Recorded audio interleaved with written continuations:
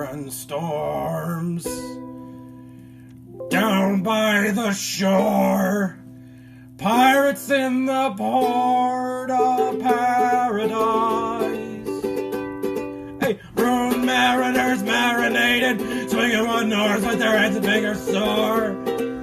Viscera and gore in paradise. Pirates in the bay, taking what they may. Yarn and gold aboard, what decorates indoors. Taking home decor. Please not a word more. It's the pirates of paradise.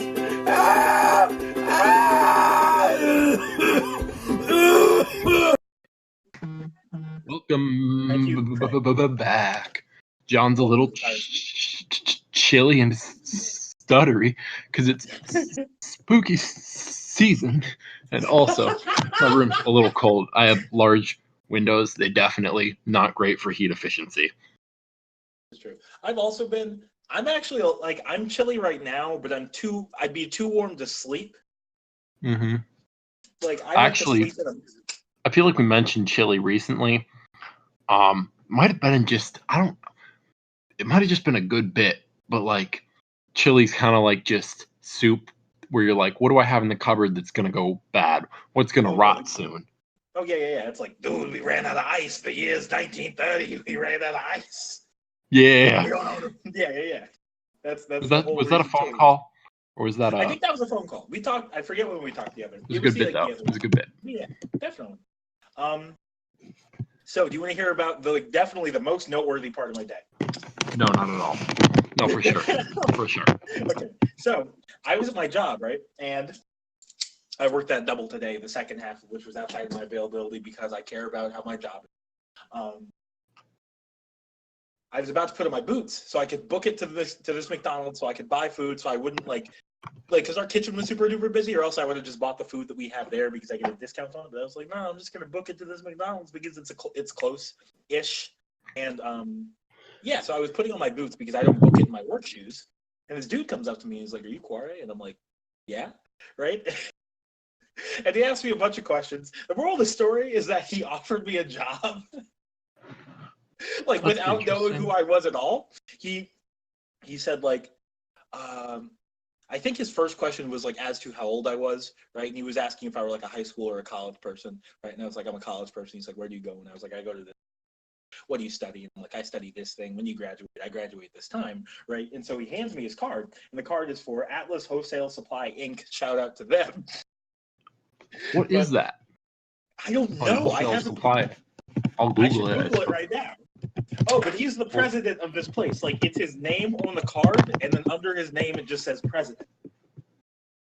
Interesting. Yeah. It's in Scott Township. I don't know. Is that? I guess it's probably Pitt. Yeah, it's it's close. It's a 15-minute stay. Like Carnegie, which probably means like. Oh yeah, Carnegie. Yeah, like Carnegie ran whatever in spot, so it makes sense, I suppose. So yeah, it's like wholesale supply, like you said, but like looks like they sell like insulation and stuff. Yeah. So it's a building materials supplier. Mechanical insulation, temporary fencing, scaffold and sales. Huh. That's interesting. Yeah. Oh no, those are just affiliated companies. So I wonder what this one does. Store.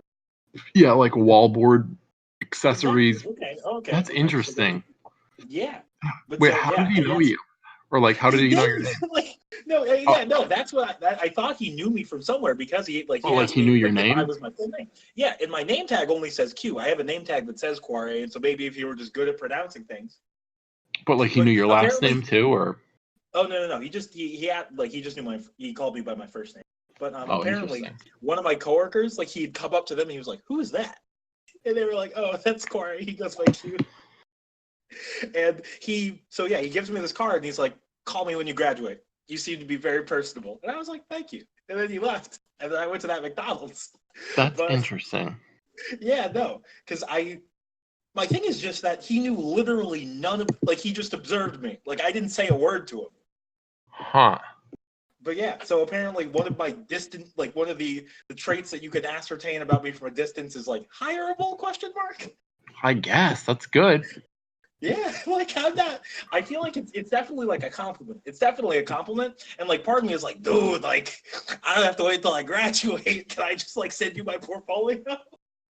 Can you give me a real boy job? I don't even know if I could get to where this place is, but I would take a real boy job. Yeah, like if it pays enough for you to have a car or something. Oh hell yeah! If I could justify like taking the time away from all my other hobbies, like I'm just gonna learn how to drive in like 3 weeks, so I could get to this job. Yeah, for sure. But yeah, that's the most interesting thing that happened to me all day. Huh. Yeah, that is interesting. Yeah, That's very strange. it really is. But Like, I'm not mad at it. I'm happy it happened. Like, it was cool. Mhm. But yeah.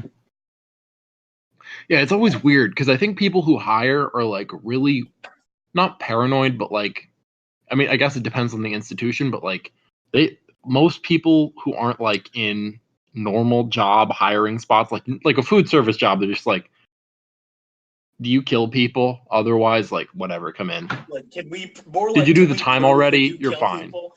Yeah. Yeah, it's like, did you do the time already? Like, do you have like I killed somebody like tattooed on my neck? Exactly. Nah, you're Exactly. good. If not, well, is it below a collar line? Even Exactly. Yeah. But yeah, no, that's interesting.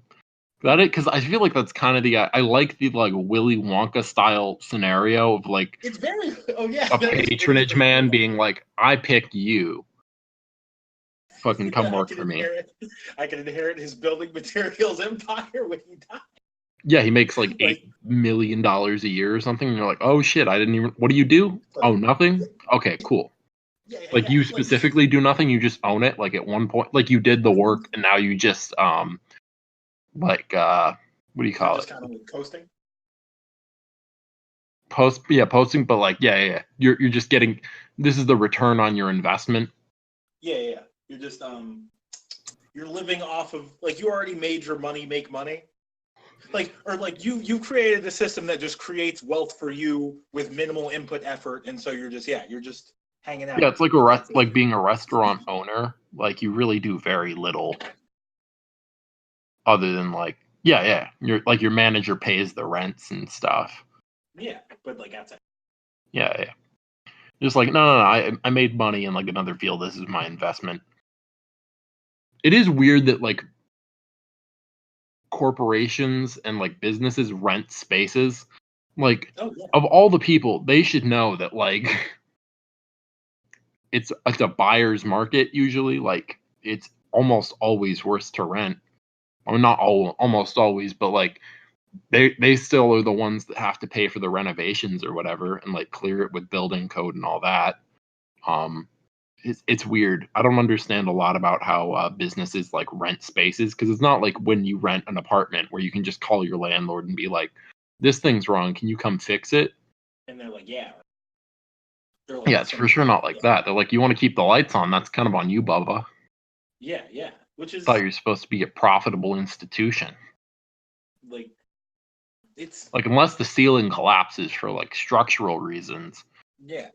Like it's your L. Yeah, for sure. But like then I don't even know if it's on the like landowner or like the building owner so much as it is.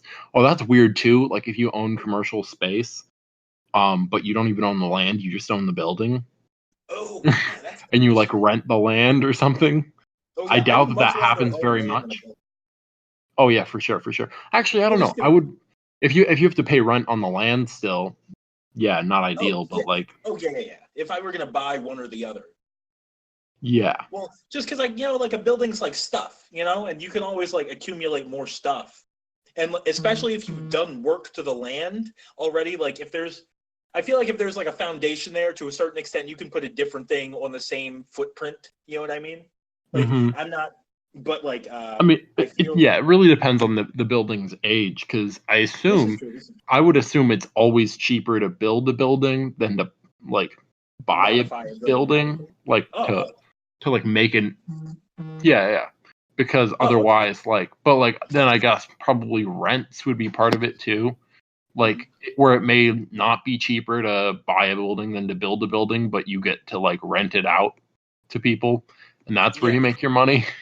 Yeah, this is true. But I don't know. Was it when I was in state college that I talked to you about that one lot that was like available? Oh, you did. Somewhere in the south side. I think we looked it up, but it had like a lot of debts associated with it that you had to pay to like. That's a big thing, right? Because that's basically what credit is. Like, you can basically fuck over credit card companies your entire life, and as long as you do it responsibly, I suppose. Oh yeah, you do it responsibly, but like with very maybe not very little effort, but like you don't have to do a lot to get like a bunch like to get like $100,000 or whatever. Yeah. Oh yeah, they're banking on you being like financially irresponsible, and so if you maintain financial integrity, you can take them for all they have. Especially if you own property, that's the big thing. Because like if you own property, then they can like repossess your house or affect like your mortgage rate or something because of your credit. And then if anybody involved in like the bank, like that's where banks make money, is like repossession. Because then they own land and then they can develop it, or they can sell it to a developer for like a good rate, or like not even that much, but like definitely more than what you paid them. Exactly. Like they can, because it's effectively, I'm not saying like it's not worthless isn't the word, but like they didn't break the bank on it. You know, like and that's the big thing, like just interrupting generational wealth. Just saying like, you own land, but you can't pass it on to your kid because we have this like, because you maxed out all your cards or whatever before you died. So, and you were still paying it. Yeah. I don't know. Like I still, because I feel like it's definitely important to interrupt generational wealth in certain examples, like if you become, I guess if you're like stupidly wealthy, like I would say if you have more than like $1 million or something like that you could like, if you can do like more than $1 million work to the economy or something like that, then I feel like, yeah, definitely to a certain extent your wealth should be interrupted. Like, or maybe $1 million isn't the number, but you know what I'm saying? Million's pretty low. Like lifetime, not much at all. This is true. But I'm trying to think about like, I'm thinking about like discrete events or something like that. Like, sure, maybe. Because I don't think like, I think over the course at the of a billion lifetime, mark at the billion mark it gets weird, and I don't think that should be a thing. Like, what are you going to spend? Yeah, what are you going to spend $1 billion on? Like you have enough money that you could never die. Like you could pay for any doctor. You could pay for any doctor for any number of kids that are like related to you, or even that you care about. You can own pretty much as much property as you really want. Yeah, like outside of like super duper expensive endeavors like seasteading or something. Oh, for sure, but like property enough for like you and your family, like as long as you're not delving into like, I mean, I guess you could eat it up. Ridiculously absurd. Like, if you bought like a literal just town, like a town full of houses that all cost like $100,000 or something. Yeah. Or like 500,000 plus, you could probably eat it up pretty quickly with that. But still, that's like $100,000, right? That's like $1 million is 10 houses, or like $500,000 is 2 houses. So 10 million would be 20, 100 million would be 200. So that's like 2,000 houses. Yeah, 2,000. $1 billion is 1,000 like 2,000. million. Like 2,000 mansion style houses. Yeah. So So what was like 500,000? So yeah, that's like buying up. Yeah. Like basically buying Park Place. Like like you're playing Monopoly. Oh, that was something I learned today. I mean, it kind of makes sense because I keep hearing a lot about Monopoly in regards to like land usage and development and stuff. Just because like market bidding on land usage for like housing is a little bit weird, and it also is a lot of it's based on like the expectation that you have like a commuting economy. So you basically have like business suburbs rather than like businesses near where people live.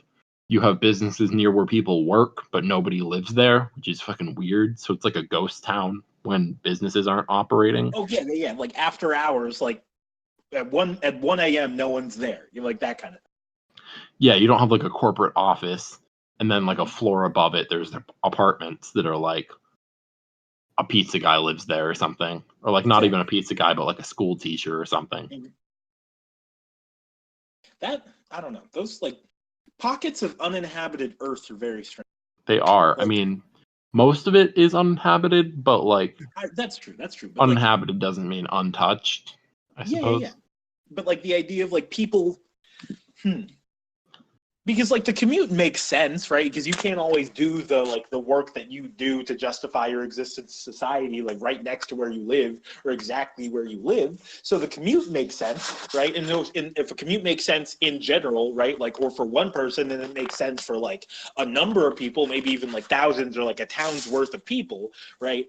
But I think it's odd for like a hypothetical town's population to all have to go to a quote unquote like to like a metropolitan area to work in the businesses that are there, right, and then leave that place. You know what I mean? I think it is very strange to think about metal, because like that's like the big way we make like buildings go up is like metal and concrete, but like steel reinforced concrete is how we get skyscrapers.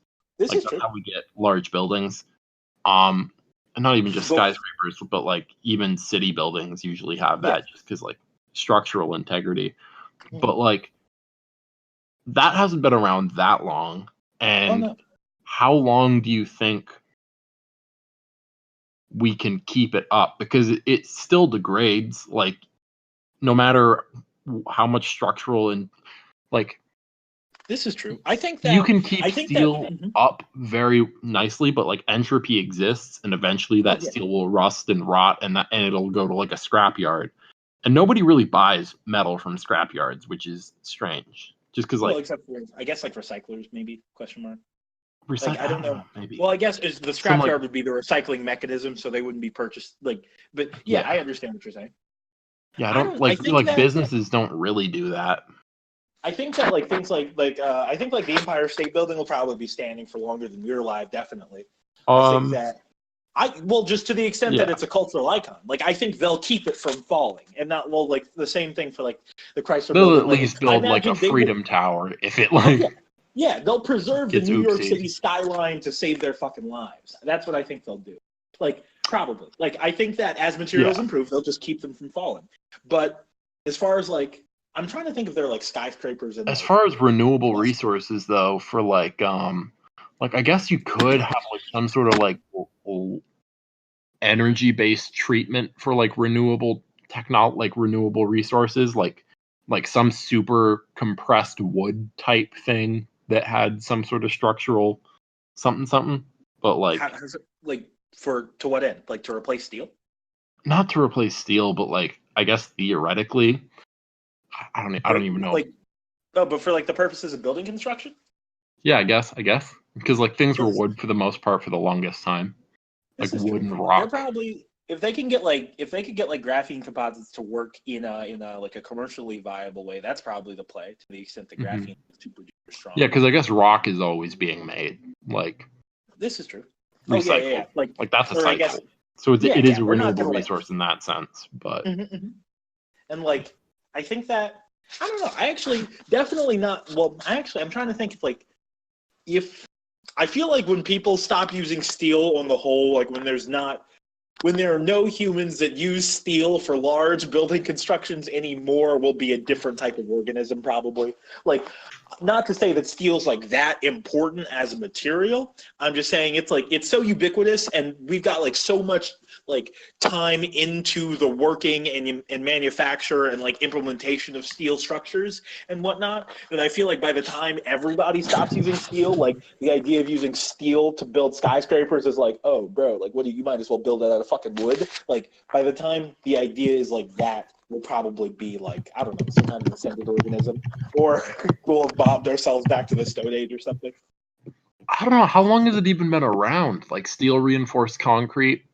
Because I know that they started building the skyscrapers in the early 19s, right? But still, that's only like 100 years. Oh no, So, like it's even not in a the long scale time. of like, and if you're talking about humans, we're like talking about really like maybe 20,000 years worth of civilization, 30,000 depending on who you talk to. But like, I was just gonna say I would disagree with the 30,000 like for civilization.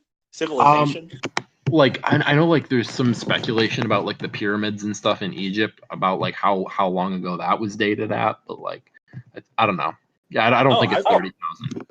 Oh yeah. I was gonna like truncate. That's what I meant by like depending on who you talk to.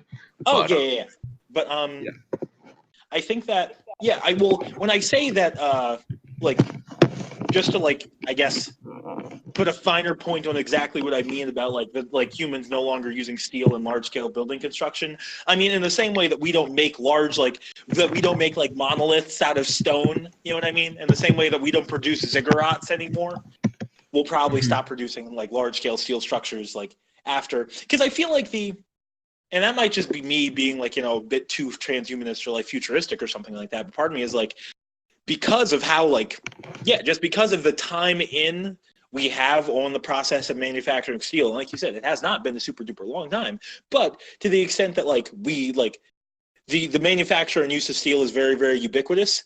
I imagine for us to radically shift like building models, like to the extent that what was that, a skyscraper? Wow, the bones made out of steel, let it fall. We'll just put something else there. I feel like the amount we'd have to improve it's not even that dramatic. I just feel like that type of paradigm shift would probably only coincide with like other radical paradigm shifts. You know what I mean? Okay, so I was not even that. You can ignore everything I was saying because apparently like 32% of the Earth's mass is iron. So no, it's a lot. It's a lot. Yeah, I mean that's the mass, not like like volume, but like still. Because obviously it's way denser than a lot of the stuff we're talking about. But yeah, that's still a lot. I think there's definitely many hundreds of Death Stars with the amount of iron we have. Many hundreds. Many hundreds of Death Stars. Many hundreds. My favorite unit. Quar. Oh, yeah. I like Quora. Quora is fun. It's probably a narcissistic thing why I like Quora. Anyway, do you? Oh, this is I was gonna say even like I imagine I don't know an interesting thing will be when humans start mining asteroids. Well, when I say start, like that's inevitable. Oh, that's true. Happen. That's true. I don't know. I mean, not inevitable. Like, I won't exactly. say That's exactly. Like I'm not. Yeah. Like that's why I was. But so for now, sure, if we get there, that's going to be interesting. If we get good enough space technology, for sure. Oh yeah, if we can effectively. Wild though to think that there are enough materials on Earth to explore space, like in a positive feedback loop, like where we gain materials, like in a way that we can't just like sustain, explore, return, or die. Like enough materials to get to the next spot. That's pretty. Like the idea that and I don't even know if it's true, but like that'd be dope. Because like how many rockets can we send into space with several Death Stars? Hundreds of Death Stars. Like if we actually work on a Death Star, then I suppose we could get several hundred Death Stars and then be like, this is it. Yeah. Or I guess a few Death Stars minus hundreds of Death Stars minus like 2 or 3 for the rockets it'll take to get to the Death Stars. But like because you couldn't build a Death Star on the Earth, most likely.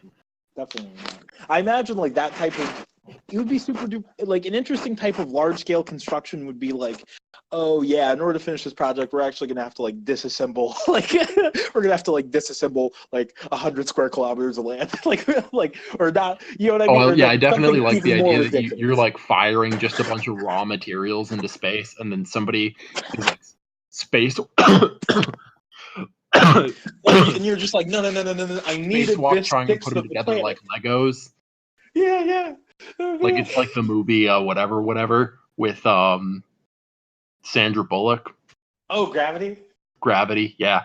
Where like just massive objects are just flying at them and they're trying to catch them and stick them on a Death Star type thing in Oh my space. gosh, I'm bleeding so much from my ankle. I had such an open wound. Oh, hold From on. what? Let me. What happened? Oh, well, I don't know. But Or let he's me say not this coming one thing. back, but he's gonna bleed out on the Let me say podcast this. live. Let me say this one thing.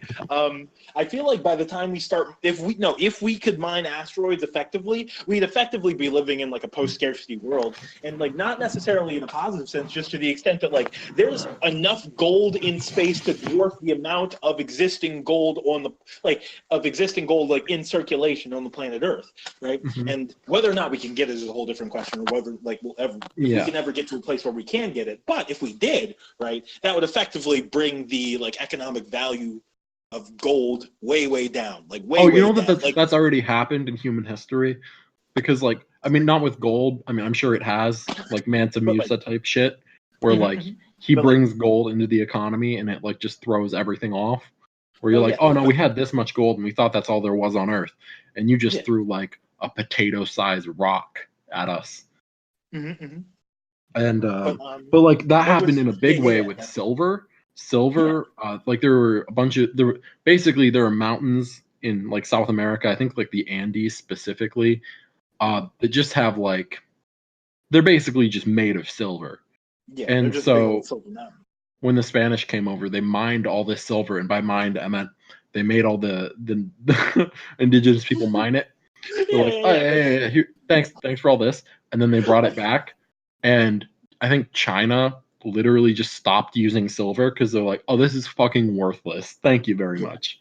Thank you like, hey, so much for this. This is hey, trash. Thanks.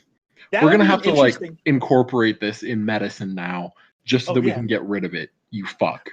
Exactly. That would be an interesting way to like, because I imagine, I think when a lot of people imagine like a post-scarcity society, it's because of like some kind of like Star Trek style replicator technology, like some kind of molecular reassembler, so you can like turn the air into food or something like that, or you can turn like the ground itself into like viable building materials via like, like nanotechnology or some shit. But it would be interesting just to say like, oh no, due to our advanced space travel, we have such an abundance of all the raw materials for all the things that all their cost has effectively been driven to zero.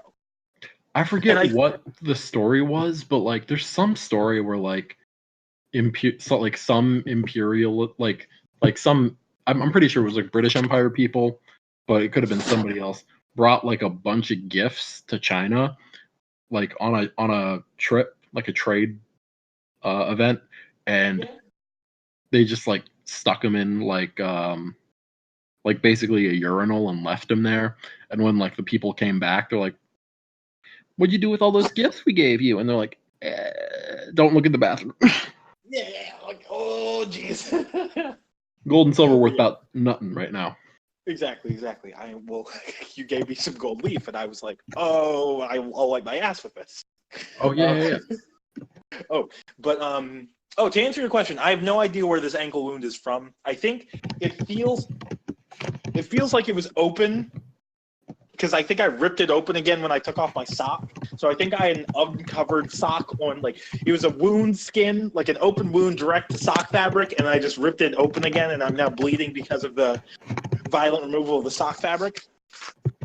Oh, do you want to hear something super? Well, I think it's really funny, but it might be too dark. Well, it's not even that dark, but it's just, it doesn't make for the best podcast content. It's a little morbid, let's say. Oh, sure. Okay, so I left a razor blade on the ground just because I'm irresponsible like that sometimes. And I kicked this razor blade when I went to stand up, and I was like, fuck. And I went to check my foot for injury, right? And I was looking at my smallest toe on my right foot, and I was like, somehow I am unscathed. And I was like, God damn, I should take this as a sign. And I started cleaning my room, right? And then I went to sit back at my desk. And I looked down, and I'm like, what's that red stuff?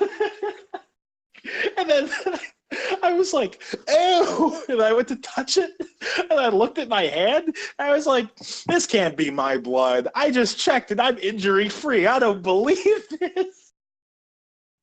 And, okay, so the thing I think is funny is just like how I was in such disbelief at my own being injured. Like, I was like, I'm made of meat and full of blood, and you're telling me that I can't collide with a very fine steel wedge and be uninjured?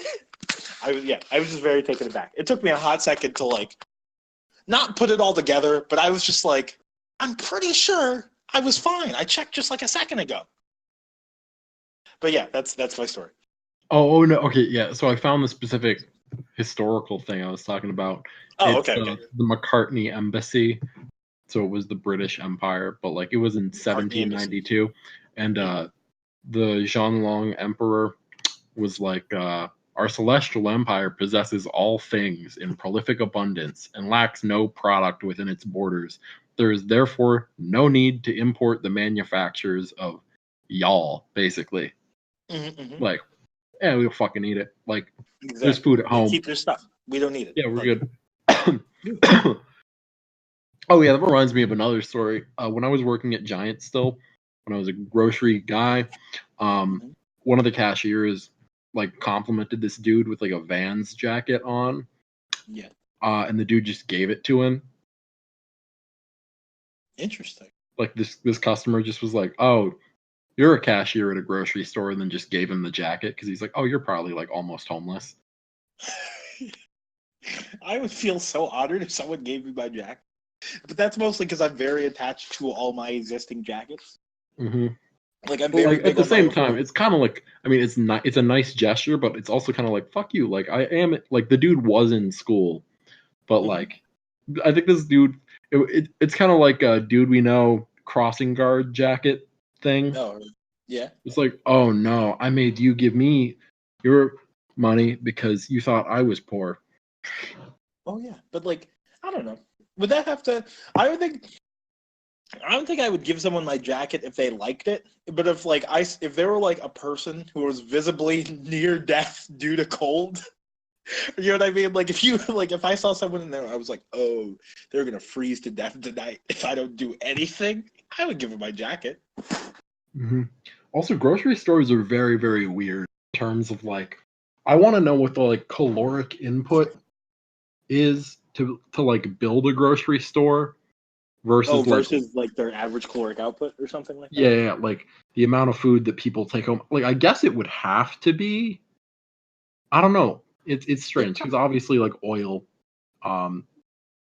is super cheap just because it's like subsidized and we have good when you say supply like the chains for caloric it. input, do you mean like the The amount of energy it takes to build and maintain a and facility, then, like keep the lights on, because grocery stores are basically just giant warehouses. This is true. In like partially heavily refrigerated warehouses. But yeah. Yeah, like most stores, are just basically warehouses.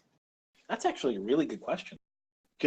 And those are like because it requires a lot of energy to keep a grocery store together. And then, you have to like heat the grocery store so that the customers are like comfortable, and then you also have to cool all the food, like not all the food, but like all the perishable items. Yeah, like a big chunk of food. Yeah, you have to keep it in like a refrigerated enclosure, and you really can't moderate. Like, it's not like I don't know if your parents were ever like, close the fridge door, you're gonna let out all the energy or something. But like my parents would say that sometimes. Like, what are you looking for? Like, wrap it up, keep moving. Calm down. Yeah, here, take a picture. It'll last longer. Yeah.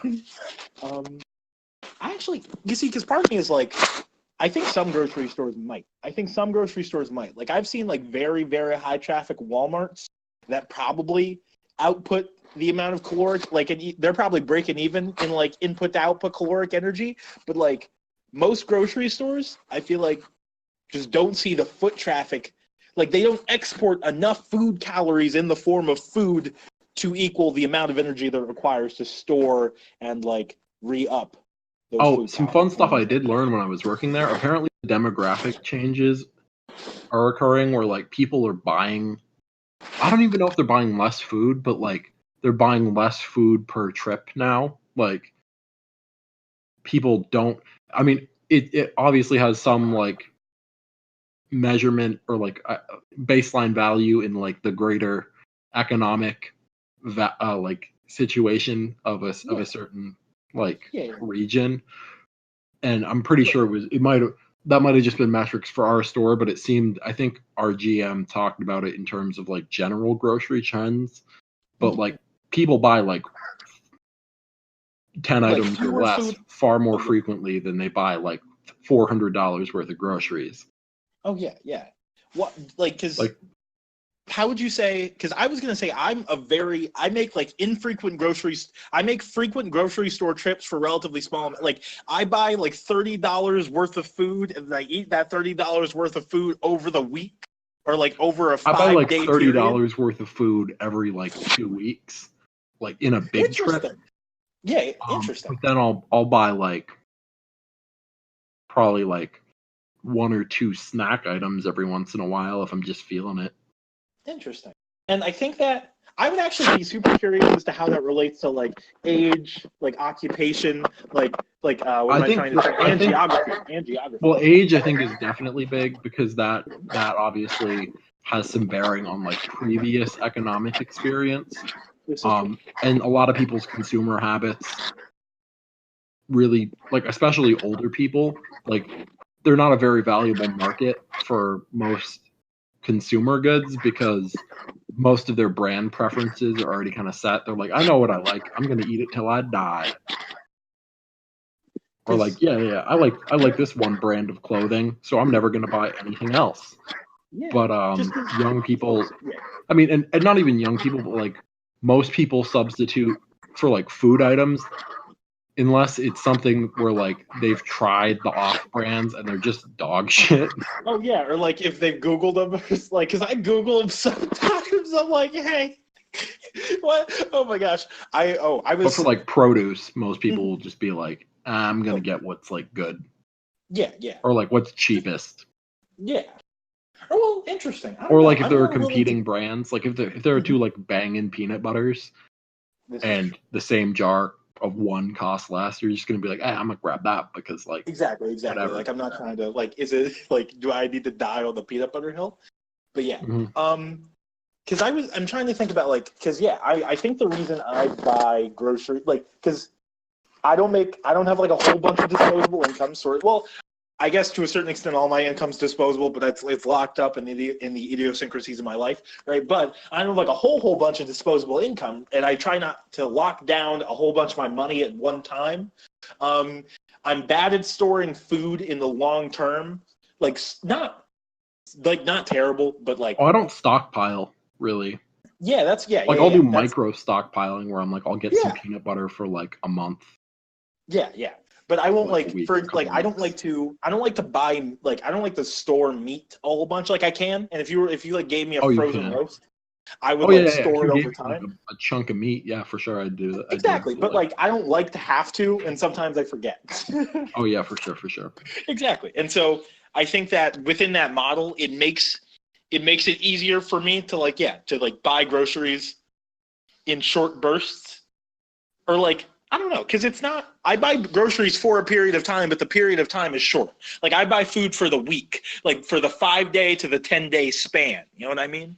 Mm-hmm. And I think that like it would definitely be different. I imagine I'd be curious as to the influence geography of like the customer has on that, or customer relation to the store. A lot, because like food deserts are a thing.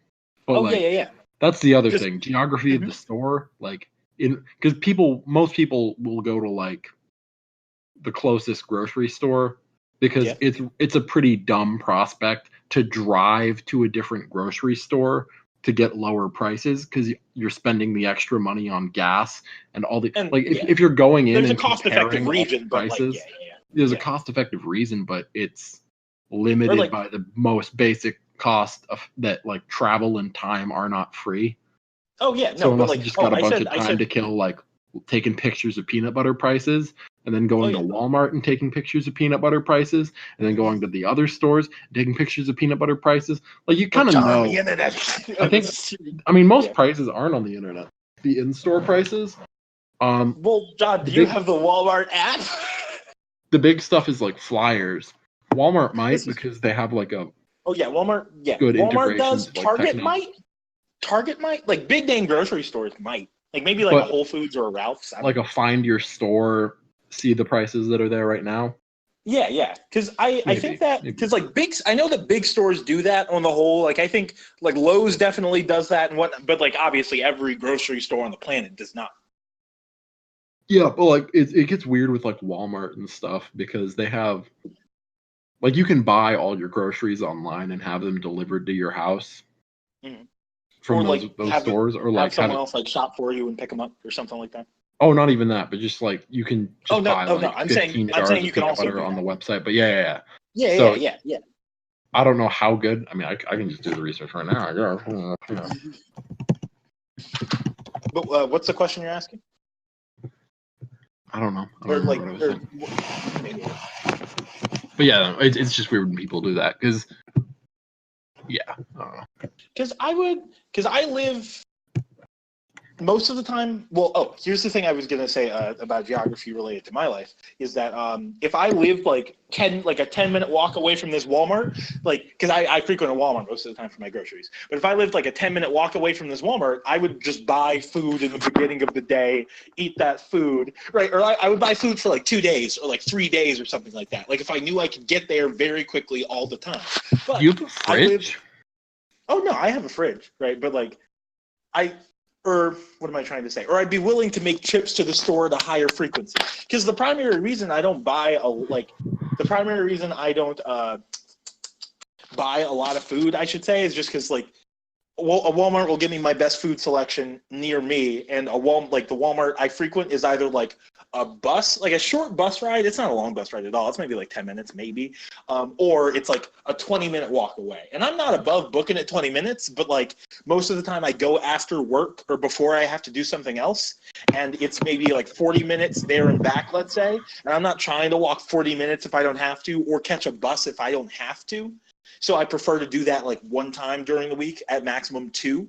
But if I lived much closer, I'd be willing to like visit a store much more frequently. Dog, if I was in that scenario, I would just buy groceries online. Like I would be buying so many cans of beans and having them shipped to my house. Like just buy a case of beans and like rice and shit.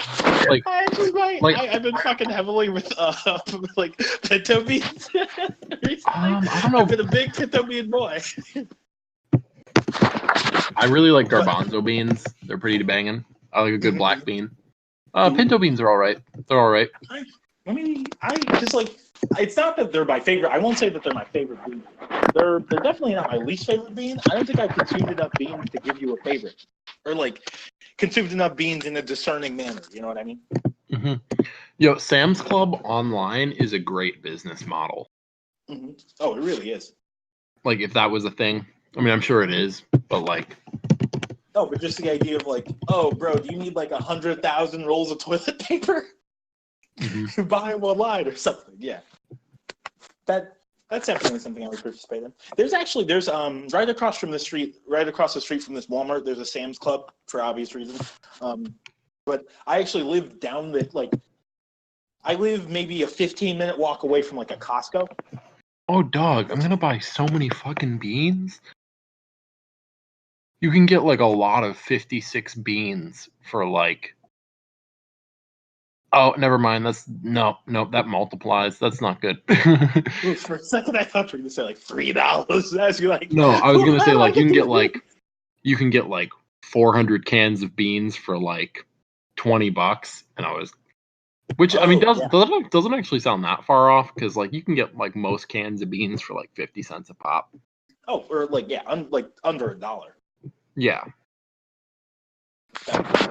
I also live near next to this Costco is a discount grocery store. Are you familiar with like the Aldi grocery store format?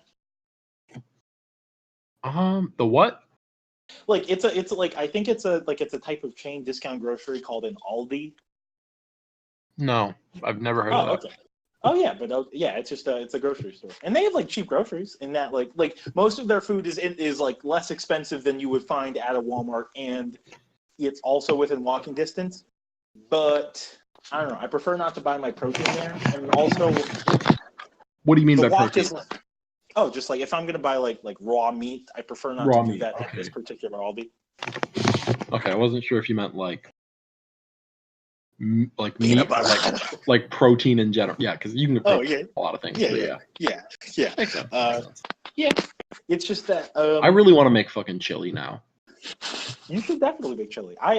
Chili is a good time, and I haven't done chili in a grip, mostly because I just haven't bought ground beef. Yeah. I think I. Oh, say what were you going to say, please? Oh no, I was just gonna go into the. Basically, I was gonna do because like I would really fuck with a chili that had like some chickpeas, that's garbanzo, some That white does bean, sound like some kidney bean, Mhm. some cumin, some hot. I don't know. Do you like a spicy chili? I like a spicy chili. I think. I was gonna say I feel neutrally about the spice of my chili. Like, I feel like if even if if it it's not works within the like dish, hot, I'm down for any level of spice. I feel like even if it's not hot, I would like a. I would cold, like spicy chili. like there are spices in it, chili. Like Oh yeah. a flavorful, like even if it's annoyingly so, like just packed with fucking dried spices and stuff. Yeah, I think that's true. I thought you meant spice as in like a mouth. That too. Yeah. That'd be good. Are you a big mouth heat boy, John? Do you like spicy food? I like spicy food. Like, but how much? I used to just eat like raw peppers when I worked in a grocery store. Yeah, we talked about this. Yeah. I was like, Okay, this is drudge. It definitely is drudge. Just really like eating like habaneros and zonked on my bed, like, oh, capsaicin. You could definitely sell like peppers as like a supplement. Oh, definitely. If you were like, as like not a pre-workout, but like a mid-workout, like, hey, do you need something to distract you from how much it sucks to work out? Mm-hmm. Why not hunch down all these capsaicin pills? Yeah, it's a you say it's like a capsaicin pill, going. but it like also just looks like a little pepper. Oh yeah, that would be really cute. That would be really cute. Because it is just a pepper. What are those cinnamon candies? Hot tamales? Is that what they're called? Oh yeah. Oh yeah, like one of those, but just it destroys your whole mouth and insides. That's true. You definitely do that. How do you feel about that kind of candy? Like a Mike and Ike, like a hot tamale, like Good and Plenty, because it's all the same shit. I like hot tamales. Not all the same shit in terms of flavor, but they're basically just different colored or like different flavored jelly beans. Yeah. They're just like gel pill candy. I don't love Good and Plenty's just because I'm not big on baseline licorice. That's fair. I like a good licorice, but like not like a candy coated licorice. Like yeah, definitely not a candy coated situation. Like I like a licorice that makes my tongue go numb, but like not one that makes me feel like I just drank a soda. Because I'm not the biggest licorice dude, and like I would say I have a discerning palate, but there's not a lot of food that I hate, and I feel like if you were to give it to me in the right context, I could definitely get into licorice. Like I could be that dude where like, oh, you're like, oh, gross, you like licorice, and I'm like, yeah, right. But I don't think I've had it in the right context to like it. Mm-hmm. But what would you say? Well, I was gonna say I think I could guess what your favorite candy is. What is it? John's a big fan of if it's sour and has tendrils or is it worm shaped? I would imagine that you're big on it. I got a bag of Haribo sour gummy bears today, and I'm actually kind of off them just because like the sugary shit is not really fucking with my stomach well, and I don't even know if it's the sugar or if it's just like the texture because they're not very chewy, or like they are very chewy, I suppose. But like they're not very like malleable, and so I feel like I'm chewing on like gum that doesn't give. Oh yeah, I was. And then also they're not that sour. Yeah. Oh, that's not great. I feel like Sour Patch Kids are this is a trick, good model right? of sour candy. Say where That's true. That's true. But also those a bit high in the citric acid for sure. This is true. That could definitely be lowered a bit because that definitely contributes to like the nausea. I definitely like the idea of having to build in, like having to consult with like chemical engineers and like and do a bunch of like market testing just to build in a self-regulating mechanism to candy. because like that's something they do with like cough syrup where they'll put like guanefacin, I think it is, Oh, in, interesting. so that like if you drink enough to OD, you'll just throw up instead. Oh, heard. They I like that. the Oh, idea so of that like for candy, where if you're like, if oh you no, eat this more is than too a much. serving size, yeah, like it Yeah, if just you eat not even more than a serving size, but but like too much. If you eat too yeah, much, if you eat like enough to put you into like if a you eat like the whole fucking insulinogenic bag. coma. Oh yeah, I was gonna say some kind of like diabetic catastrophe. Yeah. Oh yeah, something like that. Especially, I love that idea for like diabetes. It's like, oh no, that's Oh too yeah, much. You're like gonna vomit it it's up. a safety precaution. That I would actually be very down for that because like I have a candy. One of my coworkers who's really nice because she brought in this candy one time and I was like, "What's this candy called?" Because I could eat these candies until I died. And she's like, "I'll just bring you some." And they're called High Chews, and they're like these mango chew things. Like like I've how had them. like I've a had butter. them. Oh yeah, I really like them, John. I like them so much. And she got me like 6 things, and I'm not eating them a whole bunch right now, mostly just because I've been really anxious about my dental hygiene because I've spent too much time looking in the mirror and I realized that my front teeth aren't coplanar and I've been real in my head about it. Oh, mine aren't And either, and I noticed it, and I can explain why mine aren't. I like know the history because I had like a tooth extracted, like a front tooth, when I was like Yeah. real little. Yeah. And I'm pretty sure that's why it is. But also, like, I have sort of the Tom Cruise teeth where like my jaw is not aligned, like my lower jaw is not aligned perfectly, so that like my front two bottom teeth are like the gap between those is perfectly lined up with my front two top teeth. And it's no biggie, but like I'm more worried about like cavities, and I don't want to, if I really do not want to get crowns in my lifetime. Interesting. Like not even one. I don't want one. I really don't. I have a crown. I just have a bunch of like large fillings, but like I don't have like, they never like shaved it to a peg and then capped it. Oh yeah, I probably have like 3 fillings and like this crown, something like that. I don't know. Like I used to have fuck dental hygiene because of candy, and I think I stopped. Not even that I stopped eating candy. It's just I think that I improved probably like my dental hygiene. I think what I'm saying is that when I was younger, I just didn't brush my teeth, and like not enough, I guess. Oh, Because for sure. obviously I wouldn't have the same like problems, or maybe I just like slept on like a little bit of gummy candy material would just get stuck in my molar, and they would just be there for a week. You know what I mean, or something like that, like the same candy bit. But I don't know. I really want a water pick. My mom has a water pick, and like my coworkers have recommended water picks to me. They're really nice. Oh, I used to have a water pick. Did you like it? I don't know if I'd use it now, just because I do have the fillings. Kind of jived about them like popping my fillings out. Interesting. But I'm sure it's not that high pressure. Oh yeah, I was gonna say. But I had it when I had like a retainer or something, or whatever the dental stuff is. That stuff's kind of weird. Oh, like because it's modifying the teeth. Yeah, I mean, I think I'm all for it. Don't get me wrong, but I think the least amount of research has been done about it. Yeah.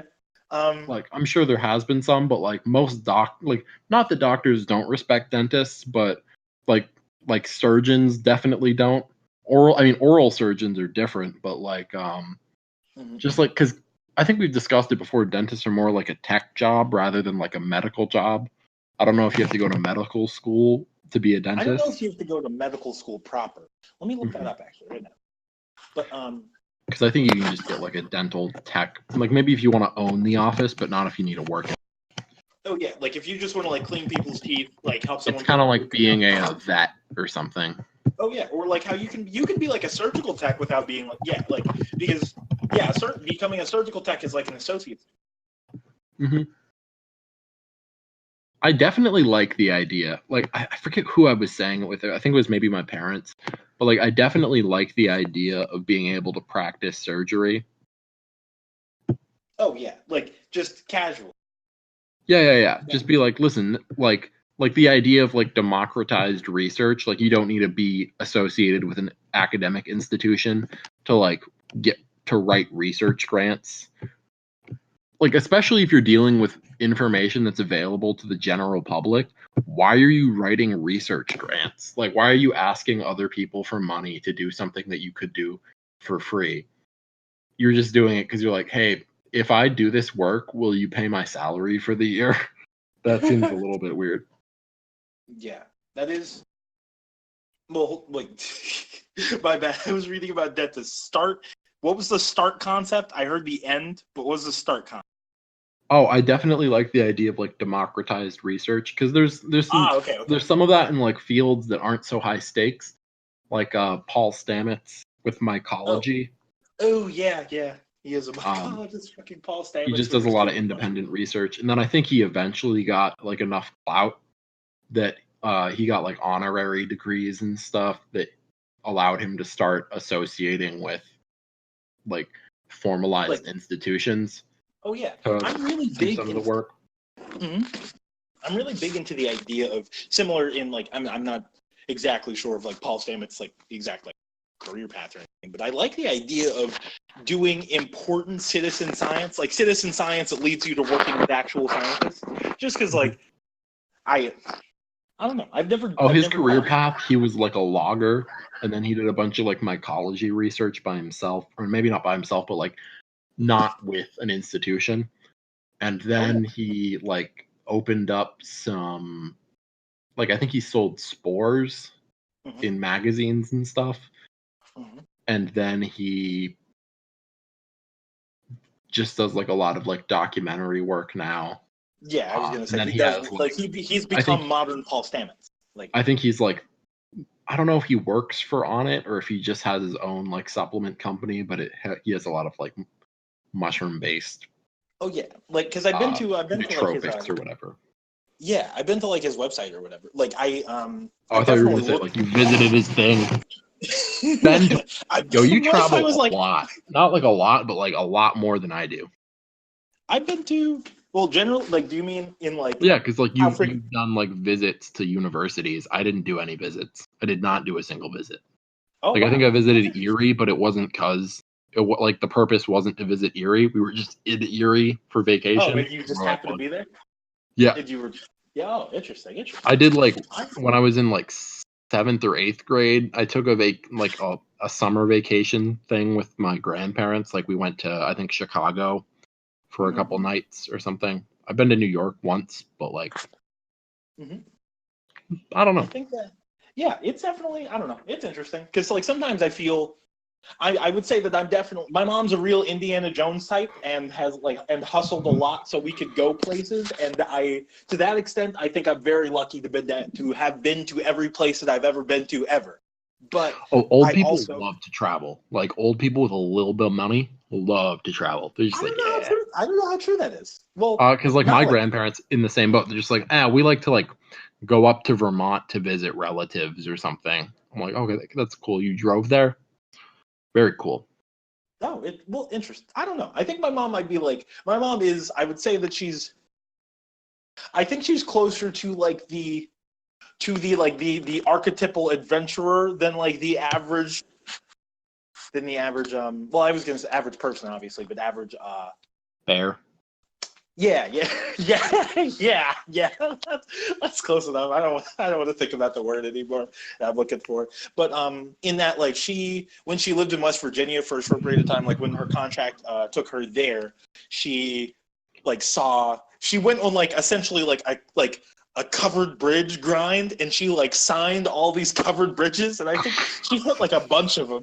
That's okay. That's another thing. My aunt loves covered bridges, like Nathan and Phoebe's ma. She loves covered bridges, and she fancies herself like a photographer. But also, I don't know if she realizes that everybody's a photographer. Man, that's okay. Continue with what you were saying. I just remembered an intersection. Oh no, go for it. Oh, my mom's because my mom's a travel person and a photographer. She won Grange Fair awards and whatnot. I'm not trying to say that my mom's bad, and that I'm not saying that my mom's bad or that winning Grange Fair awards isn't impressive just because I've never won anything for any picture I've ever taken. It's somewhat impressive. It's a pretty large agricultural festival. Oh, this is true. And I've taken like so many pictures, my phone is slower. So, but she took pictures of the last day that Saratoga Racetrack in New York was running, like the last race of the last day of the season, and there was a horrible horse accident. Like there was this horse compound fractured its leg. They had to put it down. She took pictures of it. Apparently, she like emailed. She heard that the news was her local news was having some kind of bit about these people, and she emailed them, and apparently they used her pictures. She said she was at work at the time it happened, so she didn't get to like see it, but like I think there's a link somewhere to where it was like streamed at a point. Did they just was it just a photo or a video or what? Oh, it was like a series of photos. I think she took like Did she get like the horrible compound fracture? No. Did she get not credit, but like did she get like compensation for that? I don't think so. That's I'll ask her about the end of that. But like she's mostly just happy to have like her photographs as like for sure. Yeah. But like I was gonna say like from like a branding standpoint, if you were like, I got exclusive videos of like a bone sticking out of this horse's leg. No, well, she doesn't have video, but like she has 16 pictures that take place within 2 seconds of actual time. I think that was like the rate she was firing shots at, and so she's got like a storyline of the horrible compound fracture. My granny has a SLR that like she doesn't adjust any settings on. Oh, like don't have a fancy camera if you're not going to adjust the settings. Yeah, and I think it's crazy because like my yeah, man, like we had faith in God, and over our lifetimes we got richer, but it's because my grandparents were born in like 1920, and they experienced like the post-war boom. So like they went from like not like silver, yeah, I guess probably like the like smoke and flash photography. Mm-hmm. Like a puff of smoke underneath a curtain, pull a string, and then the like light panel explodes photography to like SLRs, and those being like affordable because of like the supply chain and the consumer manufacturing and international trade and all that. And they're like, oh yeah, we're so rich we can afford a $1,200 camera. But then like every high schooler with like a part-time job can also afford that now. Over time, yeah. But like, or well, if that's the only place your money is going easily. Oh yeah, for sure. If you're not having to pay rent or you don't have to like pay for your own groceries. I miss having no place for my money to go. I was balling so hard in junior year of high school before I got a credit card. I was balling so hard, John. Oh, I still don't have credit cards because I don't trust that shit within an inch of my life. But that's a John Wood stance, if there ever was one. But well, it's that's just definitely because, no, it's reasonable. I'm not saying it's wrong, but it's definitely a John Wood stance. I mean, basically my play is to get like 4 years of rent and then get credit for that, and then use that credit to like buy a house or something, or like find an apartment that's low rent enough that I can also have savings to like make a down payment on a house. Oh, heard. My plan to establish my good credit. Oh, say what you were going to say? Oh, no, go ahead. Oh, I was just going to say, like, my foray into establishing solid credit is, I guess, like, it's my iPad situation in that, like, that's the only actual, like, outside of, like, feeding myself and getting around, like, all those things, right? Like, yeah, outside of just, like, the maintenance on my life, it's not free for me to live where I live, but it's within the cost of my house, of my schooling, which does not fall directly on me.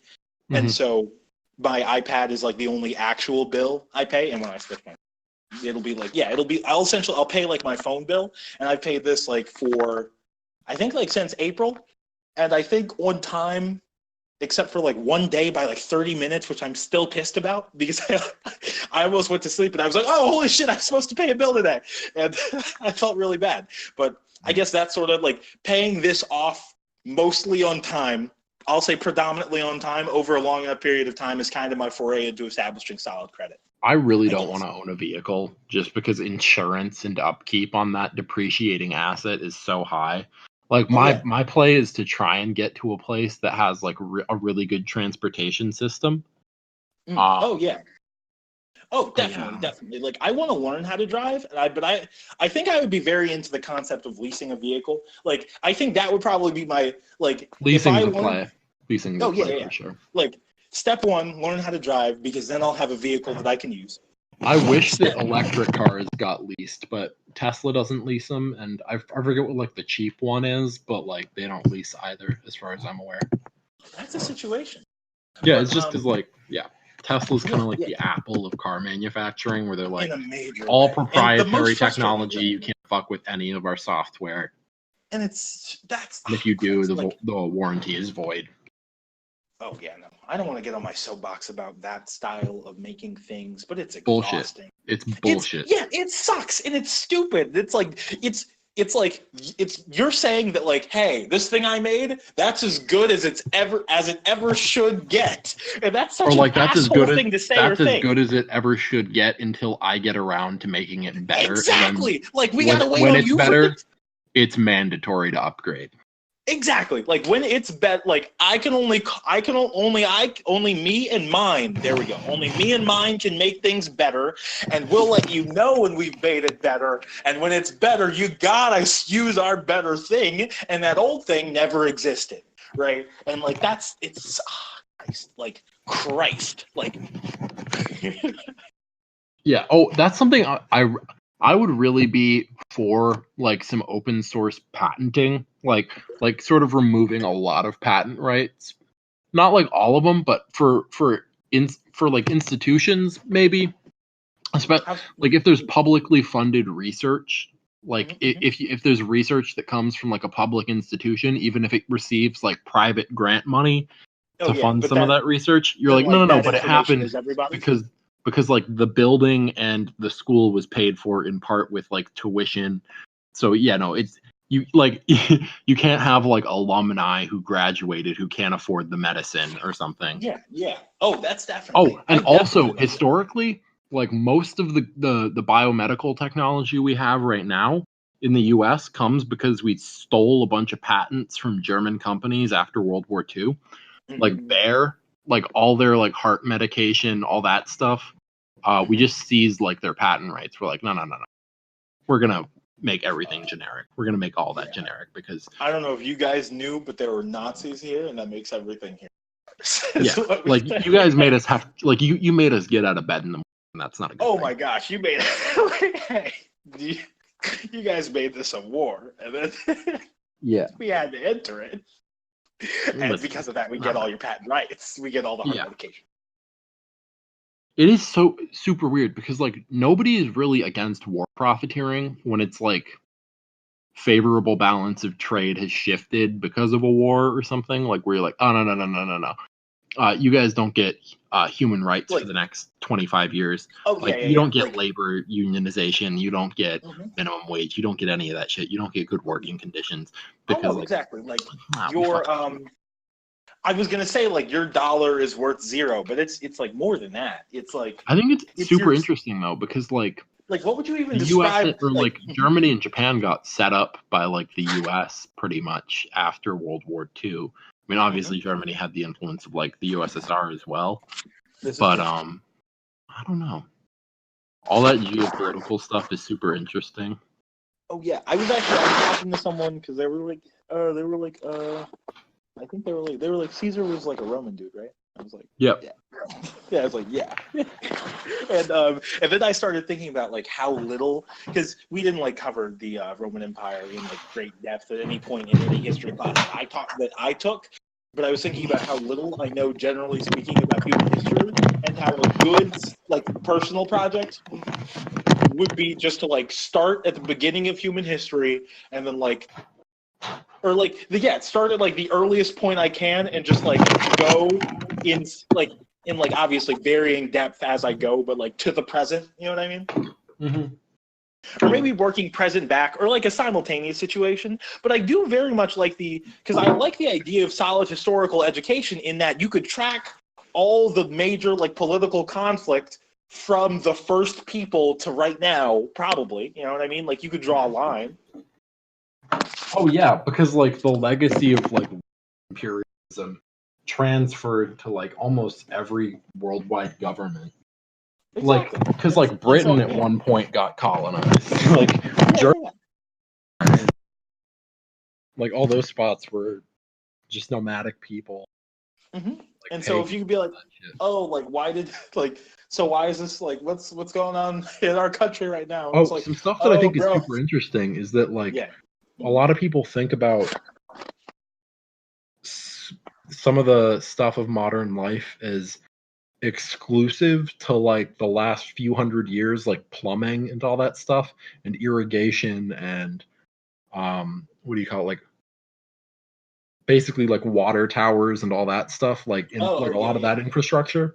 But a lot of that stuff developed independently, like worldwide. Yeah. Like it's not like if you look at like the pyramids and shit, like and, the South American ones, they got like and like the aqueducts and whatnot. Like yeah. I don't know if they had aqueducts, but they had. I forget. Were they? I'm trying to think if they were Roman. Those are Roman. Yeah, those are Roman. Yeah. But like as far as like gutters and stuff like that, like gutters in the street to like drain sewage. Yeah. That stuff's not that new. Oh no, it's not. Because like people pretty immediately. No one wants to be around their shit. No one wants to not have water. Like, so get the shit away from it. Get the piss and shit away from everyone. Get the water to all the people. Like, yeah, humans put like or like to people / organisms like plants that need those things. But like, yeah, humans. What am I trying to say? Like, humans can solve these problems.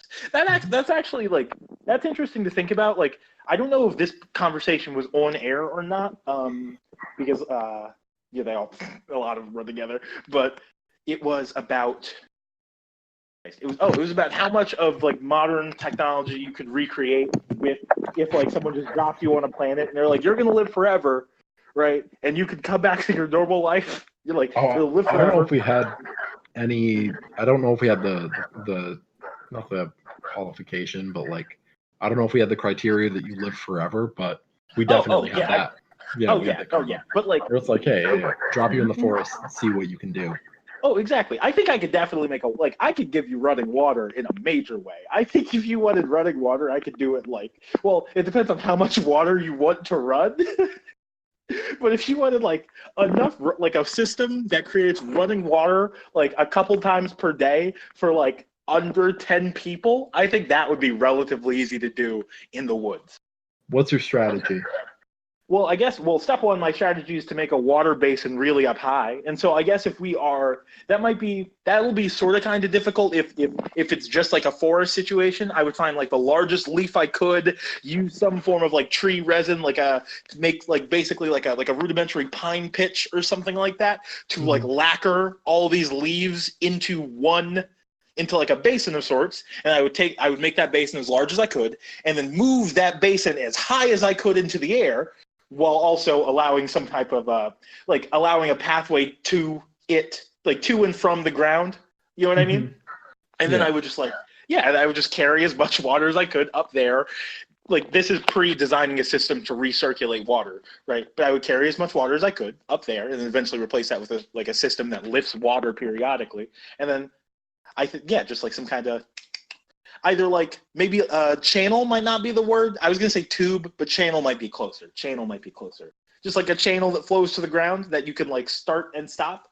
So you got to make a rudimentary valve in there, but that doesn't sound super duper difficult. I think I can make a rudimentary valve, just something to stop the flow of water. Or if you could probably make some kind of water elevating system with a water wheel. If you were to power this entire thing with your source of water, then maybe you could have it set so those buckets that fill up at Arts Fest. The thing that has the buckets that fill up and it drops the water in. One of those where it just drops enough water down aforementioned channel for a shower or whatever, et cetera, et cetera. I feel that sort of system wouldn't be super duper hard to reverse engineer, even without modern tools. I think it would still suck. I think just getting any tool would be kind of difficult. I mean, I don't know, just getting obviously that doesn't.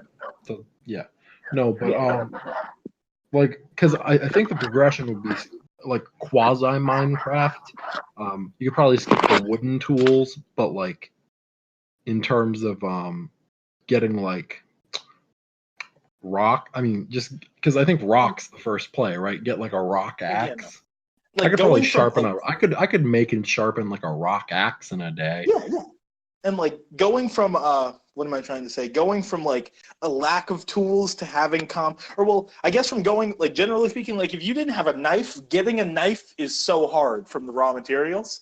Yeah, But- getting to like a sharp metal knife that's made of like a good steel with like a good sharp reinforced metal handle. knife, that is a tall order. That's a tall Yeah, that's gonna take a minute. Oh yeah, a sharp metal knife is hard, but like a sharp enough rock knife, I think is significantly less hard. Because To like the extent that you're not gonna build a mine without like a pickaxe or a shovel or something. Oh yeah, exactly. And you're like, not gonna the rock work is a big time. Like Minecraft, the big joke of like Minecraft is how fucking easy it is to just produce like these highly refined like structures. I guess it wouldn't be that hard to get like copper or iron because that's Have you ever watched those like primitive technology videos where it's I feel just like a I dude need in to shorts? now. I really need to. You really should. I'll send you a couple. I've seen some of the ones with like bamboo, but if you don't have bamboo around. Oh no, but like a lot of them are just like he just starts just like he's walking. His feet are so muddy always, which would be my biggest problem. I would need shoes before I did anything. I would need shoes before I did anything. I like the idea of like just you cut a leaf into like the Nike swoosh. Oh man, that would be really funny actually. Or actually, no, I would weave the 3 stripes into the side of my primitive footwear because stripes over checks. Anyway. That's one of my favorite like kids books. There's a I forget what it's called, but like I think it might be called like the Oogs or some shit. Like I'll Google that, see if that means anything. Nope. Oh wait, maybe. No, that's about frogs. That's not good. But basically, like, it's a book about cavemen, like the invention of pants. And so, like, this dude like kills a mammoth, and he's like, "What if I like use this fabric and like sew it around my legs?" And then they just don't know how to sew because they don't have sewing needles. But also, sewing needles are pretty old as far as tools go. Just because you can make it out of bone. This is true. You just need like I guess a material strong enough to hold a point and also thin enough to put through stuff. Yep. Yeah. Which isn't that hard to do with bone because bone's pretty like you can sharpen bone pretty easily. Oh yeah, in a major way. Yeah, it might not be like the most stable. Like it would probably snap as soon as it dried out or whatever. I think making like permanent tools would be really hard. You know what I mean? I Yeah. think that probably like well, there really are no permanent tools. Because like tools meant to like let's say reusable, durable. Yeah. Because actually, I don't know that like durability is my concern necessarily. It's just that like the vast majority of tools that I have / will acquire are tools that like I never buy a tool and I'm like, all right, I'm gonna get like 3 uses out of this, then fuck it. Like if I acquire a tool, I'm like, I'll have this tool forever unless I actively get rid of it. But I think that trying to switch into like that like early man tool making mode would be difficult because you'd be like, I got to make something that I can use today. Like if I can use this today and it works for all of today, that's fine.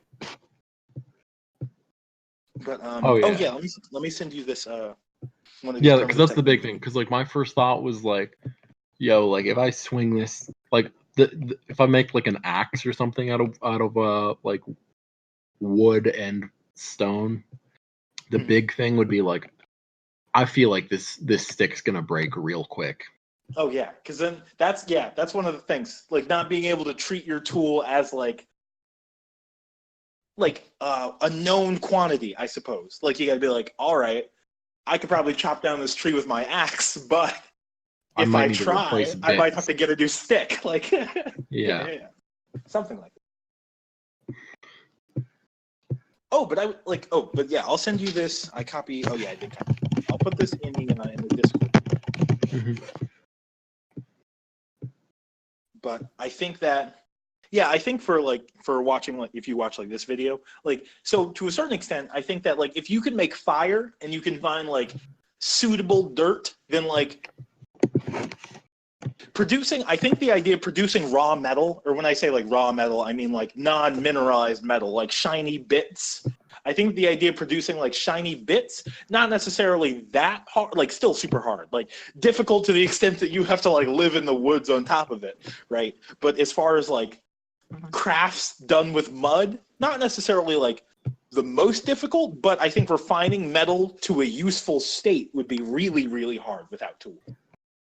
Like without existing tools. Yeah, I think you'd need like an open pit mine, but I think you could get there pretty quickly if you had like a furnace of some kind. Well, when you say like an open pit mine, like, do you mean like to produce like enough metal like for like a number of people, or just like for you? For you, like just having like, or not, I don't know if pit mine is the right word. Like where you just go into like an open cave system. Oh, yeah. Like you need, you need to find like a direct line. Like I think if you're just trying to make like enough, if you wanted to find like enough copper or like enough gold to make a trinket, I think you just do that looking around. But if you want like enough metal to make reliable tools over time, you definitely need like a spot. Yeah, like a hole in the ground. Yeah. I mean, the one thing I do know about like metals, they come in like veins. So if you found enough, like if you found one bit, you found a spot that has it, so it's not that hard to find it from there. Especially if you're in a like if the conditions of this, we're assuming that it's like uncontacted or like has not been exposed to human behavior in the past, because otherwise I'd just start looking for like plastics. I was gonna say like the whole. There was this one show. There's a show I forget what it is called, but it's this dude and he goes to like abandoned places and just makes stuff out of the stuff that's in those places. And he was trying to make like a hot shower mechanism, and like he used like the same like raised basin idea. And I was like, he did something really smart. I think for his mechanism to get water higher, he has like a belt with sponges on it, and he like rotates the belt, and so the sponges get dunked in like river water, and they get squeegeed out over like this kiddie pool that he put in a tree, which is really smart actually. But I think that, yeah, for example, like running water, really easy if you could find like a kiddie pool somewhere, or like a big tarp or something. For sure. Oh yeah, or if you could find because even wilderness survival, like if you were like 100,000 years ago at the dawn of man, right? Like let's say, actually, maybe not 100,000 years ago, but like let's say right after fire, if you had like a steel knife, you would be like a force to be reckoned with. Yeah, I mean, I don't know about. I mean, it depends. Because I mean, well, obviously, isn't there like some stuff with three like dudes. Wasn't it? I think it's crazy that there were like variants of humans. Like there was a whole bunch of flavors, and then a couple of them were just good enough to like fucking kill the rest of them. Oh yeah, it's really interesting to think about. Like it would be super duper like to live in the. It would definitely be like a weird caste system, but if there were like Neanderthals and like I don't know, like a couple other like intelligent Homo genus. Like a couple other like intelligent homogeneous primates just all around. Because definitely Neanderthals would be like a lower class. They would be like labor citizens or something. Maybe. Well, I think to the extent that.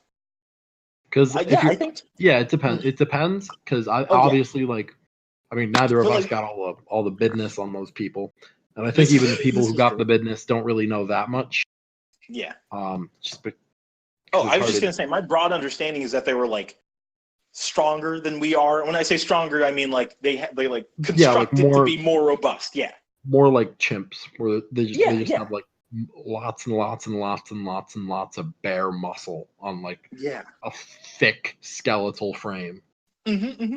And so I think because of that, they would just be like they would like move. They would just do stuff. It would suck though in like a cooperative clade system, right? Like, well, yeah, and like cooperative clade being the term for coexisting with other intelligent different species, like coexisting with other intelligent species. I think the thing that would suck about that is if you weren't the smartest species.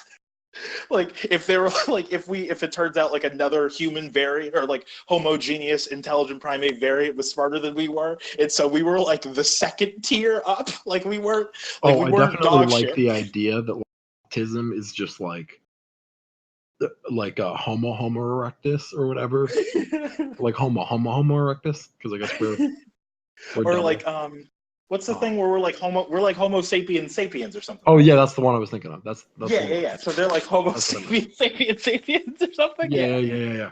Where they're just like basically like X-Men, where we're like, oh, that person's weird and socially strange, but they can do trigonometry like as a baby.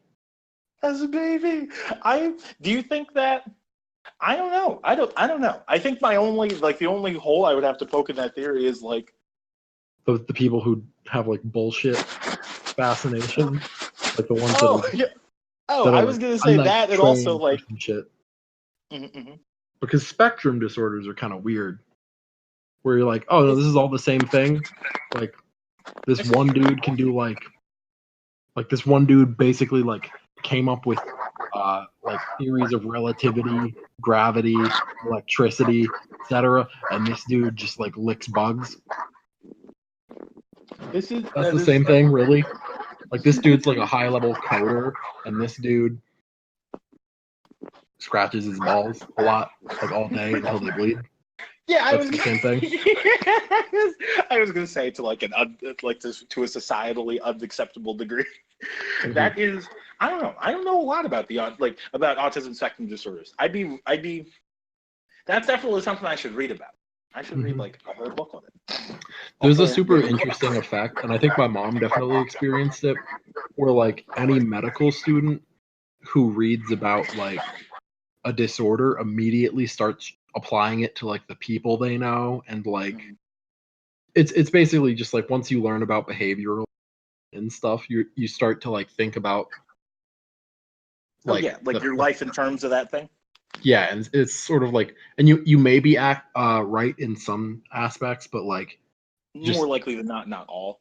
Or not yeah, like there's a reason like doctors aren't supposed to like provide care for their own family unless it's like, oh, I can suture, and this kid has like an open wound that needs suturing, but like they aren't supposed to like diagnose their family with anything because they're either they usually fall into like one of two camps. Either my kid's fine, they don't need anything, oh no, they have stage 5 cancer, or like my kid is probably has everything, and then they have like some over clinicalized like I was gonna say they just have like existence. A splinter or something like that. Yeah, or like they're just a bad fine. Splinter. Like they just coughed because there's a bunch of pollen in the air. Oh yeah, like they're like or like they swallowed water wrong. No, they were like, I forced my kid to clean the attic, and now they're coughing, and I think it's cancer. And you're like, yeah, it's not nuts, sure. It's cancer. Yeah. Or like, especially though with like the stuff that's really fine with comprehensive neurological testing and stuff. And even that, like, I don't know how much faith I have in a lot of like, I mean, psychology has not been like science for that long. I mean, you have like some stuff like conditioning that I think is good, but like when you say good, you mean like scientifically sound? Oh yes, like sound. But like I guess that's the thing. That's the problem with like most like sort of the Overton window within science, like the paradigm shifts and stuff. Like there's stuff that's good enough but then it just eventually gets refined. This is true. So it might be like a good basic intuition, and then it gets refined and then like and studied deeper. But like I don't know. I don't know. I tend to. Well, I don't know how much I have. I was gonna say I don't know how much faith I have in modern psychological practices. Just that, not to say that I don't. In the treatment of them, very little. I don't know that I could say just because like there's a profit motive, and that makes it a lot more difficult. Isn't there always a profit motive? Nah. Well, Like, not even in modern capitalist America. well, no, especially here, obviously, but like not always a profit motive in the Yeah, terms but of like, oh no, but yeah, I'm like if saying it's like within the context of the world we live in, like because like we live well, in the the world we states. live in, yeah. That's Yeah, I'm not saying that like that's we not the live in the world. states. That's Oh the no, but place. like the world we live in is the United. Like because really, I could narrow the world we live in to like Pennsylvania. Like Yeah. yeah, I'm just saying like isn't there always some form of monetary motivation just to the extent that like we exchange money for goods and services? Yeah, I don't know, but like the rush to sell a cure is really big, always. So like I don't know, it gets weird, This especially if is it true doesn't because work. I was gonna Like if say you're talking about like OxyContin for like pain management, that's obviously an oversight, and like it this is true. works a little bit for pain management, but then there's also like But obvious, yeah, no, it mostly works for becoming strung out. What Oxycontin, I yeah, guess. for Yeah. for just not feeling pain, not Yeah. like not like pain management in the sense like, oh no, we're just gonna get it to the spot where you aren't feeling pain Mhm. just like naturally. Yeah, like we're making So it like easier for to solve like yeah, if it's like a I'm problem that not can be gonna say solved, we're like making it easier to solve the problem over time. But yeah. It's I'm just not gonna say that like most things can be treated with like naturalistic cures or like weird fippy dippy holistic medicine or like preventative treatment, but like especially when you look at like lack of sleep or something that's oh yeah, I would say big. the vast majority. I'll say the vast majority of human diseases could be treated with preventative care. Like if The you whole could like stop, notion of trauma is a little bit weird because obviously like I think it's like I don't like the dilution terms like PTSD because again if you make it a spectrum disorder it's a little bit weird.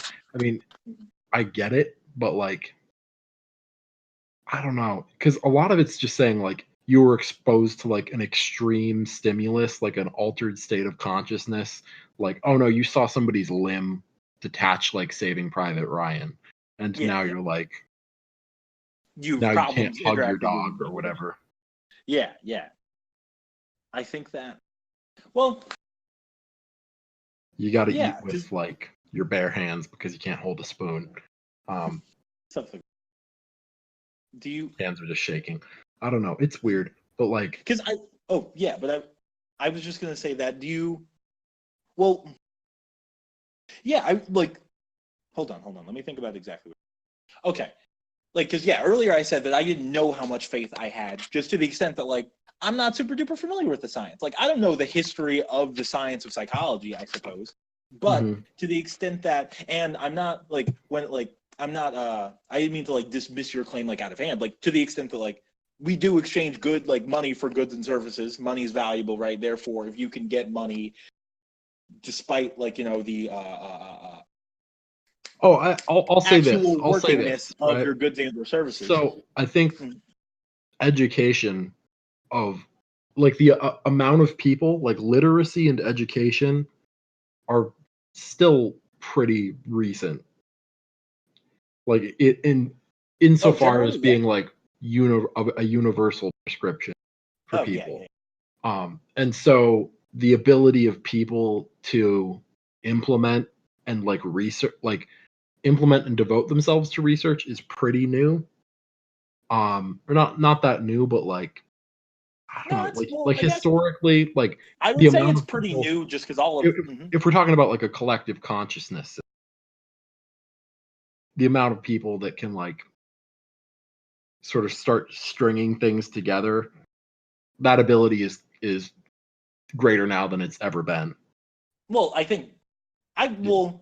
I yeah, I would say I agree with that, but the Ability term, is yeah, greater than it's ever been. I don't know about. I mean, I would imagine that there are biomedical researchers than there like now than there have ever been at any point in history. Like the idea of probably. a global CDC is brand fucking new. Mhm. Like when did that come about?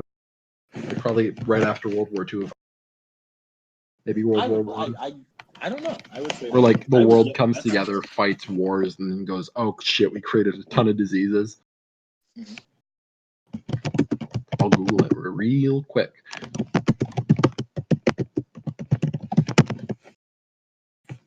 73 years. So yeah, right after World War II. Oh hell yeah, that's super new. Oh, and it's in Atlanta.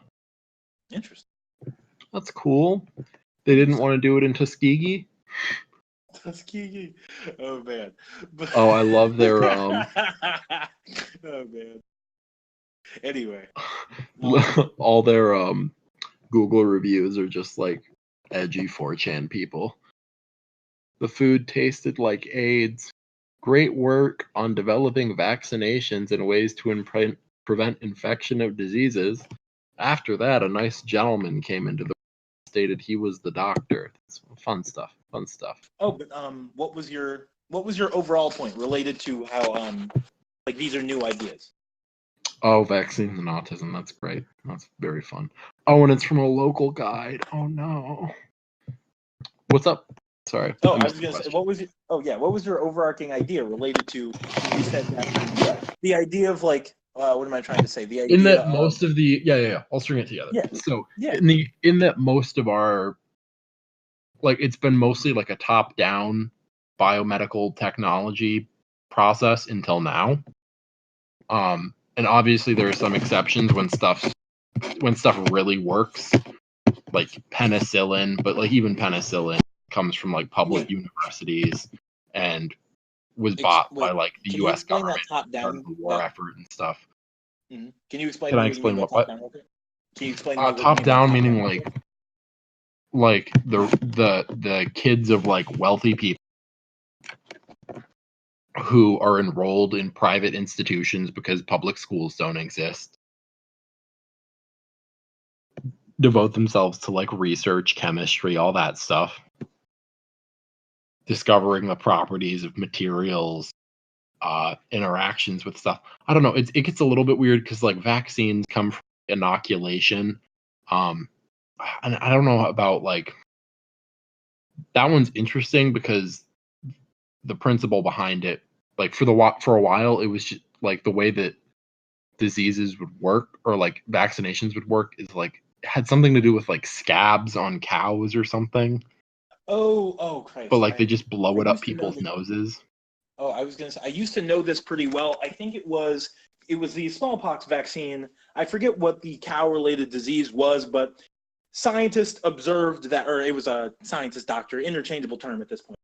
Well, not like at this point in the modern day, sort of, kind of. It's also interchangeable for the purposes of the story. But he noticed that the people with disease related to cows did not get smallpox, and so reverse engineered smallpox vaccine based on goober from aforementioned cow disease. Mm-hmm, mm-hmm. Yeah.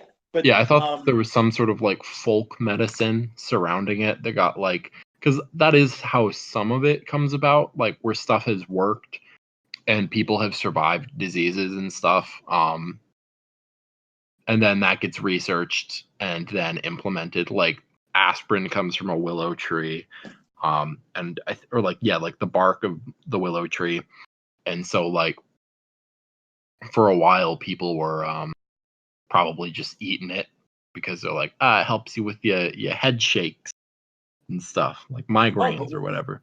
Mm-hmm. And then that got researched and turned out to have some benefit, although I think there's a general movement away from non-steroidal anti-inflammatories now. Not a movement, but like there's a bit of a question on if that's best practice currently, but probably helps some people for sure. But yeah, just weeding out whether something's psychosomatic or whether like there's like a real biological like need for integration of like, I don't know. I feel like people should do more work with placebos. Is it? Oh well, I don't know how much work they do with placebos. I mean, yeah, obviously it's used a lot in like testing of stuff. Oh yeah, but like I would love it if doctors could like, because they do like double blinds for like drugs and whatnot, right? Like, oh no, like it would be great though for like for patients to like just to be like for certain I don't know, for like certain yeah, I guess it makes sense for like double blind stuff, but oh yeah, because like that's how they like when they're coming out with like a new thing, they're like, let's make sure this works. But like for psychological disorders. Okay. Here's my thing, right? Like if you're like, man, like, I don't know, like Thorazine or some shit. Like, I don't know that much about any of the things I'm talking about. But that said, I definitely like the idea that if something is just a little bit better than a placebo, and you give the placebo to people, and it's still better than nothing, but like it doesn't have any downsides or like ill effects. Yeah. Because like, oh yeah, like if the placebo for OxyContin relieved pain nearly as well as like 80% as well, OxyContin, let's say. Yeah. yeah, Then you 80% would- as well, but like it Yeah, was then you would just non-addictive give because it people was on. literally nothing. I love Yeah, the it's just idea of a sugar, doctor like, just yeah. giving it to people. But then And you feel obviously like, that oh, might yeah. have some backlash as far as trust in medical establishments, especially if This you is true. charge like pharmacy prices. This is true. I think that I don't know. I feel like relating this to the topic of psychological disorder. I feel like, and I'm not super duper familiar with the rate of prescription of psychological medications, but I feel like psychological medications are probably like I think they're prescribed at too high a rate. Like Oh, for sure, in because you can America, get like there's the trope. I mean, especially like the practice of doctor shopping isn't really that tightly controlled for things other than opiates. this is true. I mean, there might be some other stuff, but But and like I um, guess maybe like things like like I don't know, like an Adderall. I don't even know about Adderall because I think that Like you can some pretty places much talk possibly. any doctor into like being like, dog, I have trouble. Like I I get can't nervous on focus. airplanes or something. Yeah. Yeah. But like I have This on difficulty airplanes. focusing in class, but like maybe you have difficulty focusing in class because the room is hot, people are hot, and and you don't got your head right Exactly. because Like like maybe maybe you should there's go like sleep. an Like maybe institutional problem with the way our schools are set up like or maybe something. you haven't slept actually in years and that's the reason you can't focus. Oh yeah. Mhm. But I think that outside of like cases in which people like are radically like disintegrated with society, like if people are like violent or like violent or like suicidal or something like that, like maybe give someone a chemical to bring them closer to a state that you can deal with, I suppose. Like Mhm. obviously if people need to be like sedated, you should sedate them just to prevent them from harming themselves / others, right? But like if you can make someone not necessarily, because like the word I'm looking for isn't the word I'm thinking of is pliable, but that's not the word I want to use because that implies manipulation. But yeah, it is manipulation. More It is receptive, because I feel like manipulation. the vast Yeah. majority of psychological issues are not necessarily like obviously some of them are like physical, as in like they're like neurological, and some of them are just like problems with your thought processes, right? Oh And yeah, so I like think especially that with maybe the chemical addiction solutions. medicine stuff, I think Oh, mhm. as far as like addiction medicine, I think a lot of people could. I mean, it depends because obviously there's like a self-reinforcing effect with some of it, where like especially like people who are predisposed to like really high levels of drug abuse might have like a CTE or something that impairs like rational decision making. They might just have some like prenatal developmental issue on that front. Like it could be like a physical thing, and I think It that could be a physical thing, and then it can as a- also become a physical thing like with usage. oh yeah, this is true. But I definitely don't like the idea because like it's we're not so far out of like what do you call it where they put like rods in people's heads. Lobotomies. Lobotomies, yeah, we're not that far away from lobotomies, and I think a lot of our practices are definitely on some level just like biochemical lobotomies. Oh yeah, it's just where like you're like this we person need just people who passive don't make now. noise. Yeah, exactly, Mhm. exactly. Like we shouldn't. I think the goal shouldn't be making someone like docile chemically. It should just be making them. You should medicate people minimally, and when you do, it should be more. I think personally, and like I'm not a psychologist or anything, or like a neurologist, but I think it should be to make them more susceptible to things like cognitive behaviors, like cognitive behavioral therapy, just to the extent that if the biological structures underlying your mind and thoughts aren't the problem, then it seems like you've got like you don't have like a physical problem, you have an idea problem, and you can work out ideas. Like Yeah, anyone can because work out I mean, ideas with help. yeah, if your machine's just running bad code and you just need Exactly. somebody Just to get introduce someone in some there, other code, help them like rewrite some those. like Yeah. break up some of the other like feedback loops that are going on, for sure. Yeah, definitely. Yeah, I think coding is a big issue, and then also the fact that as like social machines, our code interacts with other people's code, Oh yeah. and that's reinforced in some capacity. Well, not in some capacity, in a rather large capacity by in a major way, as you would by say. like dopamine, oxytocin, all that stuff. Like all the bonding chemicals and stuff can end up having really weird social implications. Oh yeah, I think it was a Jordan Peterson lecture, but he was talking about like someone who was recovering, like some kind of recovering drug addict, and the idea is that like, or no, it was recovering alcoholics, right? And like one of the reasons apparently that it's specific for like people he'd interacted with to recover from alcoholism, right, is that you have to like you have to flip your entire social group, right? Because if like all your friends I are was like listening to a alcoholic pieces lecture of of shit, that. and all you do with those people is drink yourself to death, if you're trying to stop drinking yourself to death, like sort of kind of step one is don't hang out with those dudes anymore, you know? Mm-hmm. Yeah. Yeah, unless it's quitting time like for the group, like and a hard quitting time, like a suicide pact quitting time. Yeah, but actually, like I was listening to like a lecture that was similar, but it was about like methamphetamine, and it's actually super interesting. I might just send it to you, but like I say lecture, but it's a soft lecture. It's a TED Talk. Okay. I mean, that's more of a speech than a lecture, but I get what you're saying. Yeah, but like it's a legit dude as far as I'm aware. Yeah. Yeah. I mean, okay. I don't know. Let's see. Let's check it out. I'll research the dude real quick. I was gonna give TED Talks like a subheading, like a subtitle that made it only sound like vaguely pornographic. I was just gonna like soft lectures by hard individuals, and that's a poor statement. Yeah, it kind of is. Yeah, and that's my whole bit. But yeah. Mm-hmm. Is this guy? Let's see.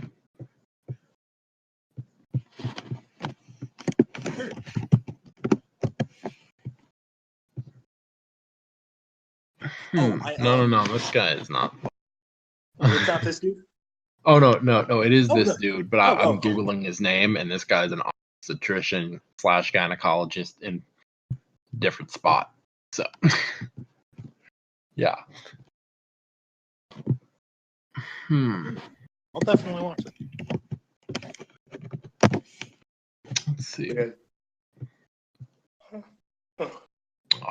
Nope. That's interesting. It's very interesting. No. I can't find anything on this dude anywhere. This dude specifically? Yeah.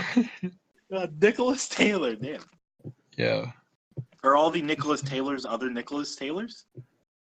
It's just this one other gynecologist. Oh, wow. Wow, that's very interesting. Now, it would be ideal if this dude had any... The devil's drug. Yeah, for sure. I don't know, because it's weird, because aside from the teeth stuff, and then obviously like any regulatory issues with quality, it is essentially the same drug as like an Adderall or a Ritalin or something like that. And a lot of the U.S. is run on stimulants, so I don't know. Oh, this is definitely true. Oh, how hard am I allowed to tangent during the podcast? That's all it is. I was thinking earlier today about how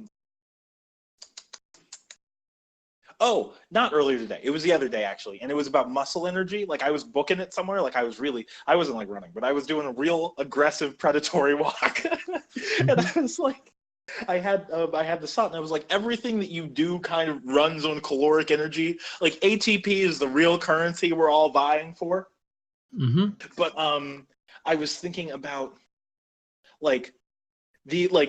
how I should really think about like how expensive was it to get to this place, or like I should include the amount of money I need to like feed myself the calories I need to power my muscles to move my body there. Or that's a concept that is there's this concept in like economics about internalizing external costs. So if you're talking about like pollution, it's not a perfect market if pollution, like say like pollution from some chemical company is polluting like public waterways or something. Mhm. But I don't know, it gets really weird because like if nobody's buying it, then it gets weird because like if nobody's buying it and nobody's demanding that somebody do something about it, the market like God.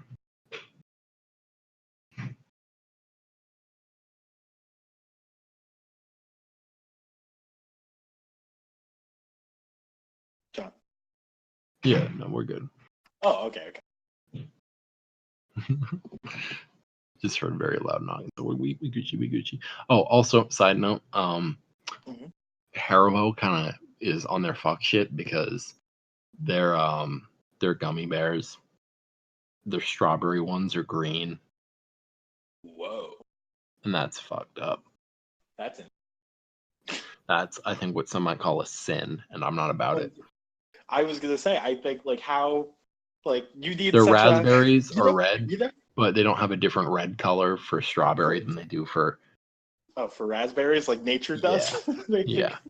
I You think know the other how? problem is it's like a germ, Mhm. and so I don't think they want to make it sweet, enjoyable, edible, and soft. Oh yeah, dude. Like there's a little bit of suffering to be had in the eating process. Oh yeah. And they're like, hey, in addition to the mic, like They just want the candy. like the mic. They can't snitch on like where ethnic minorities are. They have a good excuse if like an authoritarian ever takes over. Like I was just eating the Haribo. No, it's I have the information. I just have an ability to spit it out because I'm chewing the German candy. Oh man, I think that's a really great bit. I like it a lot. Mostly just because I think you're like, oh man, Christ, I don't even know what's the word. It's not inconspicuous. Like, what's a word that's like inconspicuous but means that you mean no harm to anyone? Your inconsequential German person voice is really funny to me. Mm-hmm. The second thing I was going to say is it's fucked up of them that you need such, because like to distinguish a green strawberry, like a Like what's gummy green about a bear. strawberry? The leaf, I Yeah, guess. no, and that requires such a high resolution amount of multi-sensory perception to discover. Like, Yeah, you have to have actually seen and eaten strawberries to like oh yeah. understand what their strawberry flavoring is about. Yeah, no, and you have to like be familiar with human food to know that things can taste like strawberries without looking like strawberries, and then on top of that, it's not even red. That's a fun. lot.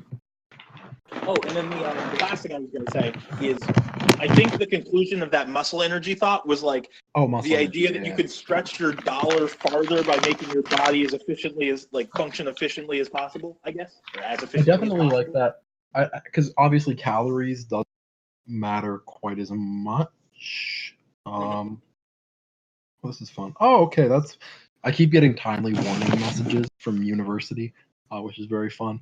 Which just means like whenever a crime happens, they or like even an alleged crime happens, they'll like email and Let text everybody you know. about it, which is so annoying.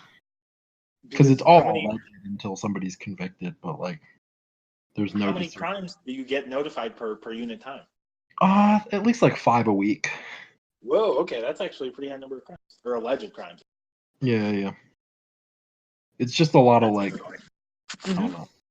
It sounds like a lot of notifications, to be super honest. Yeah, I just kind of ignore them for the most part.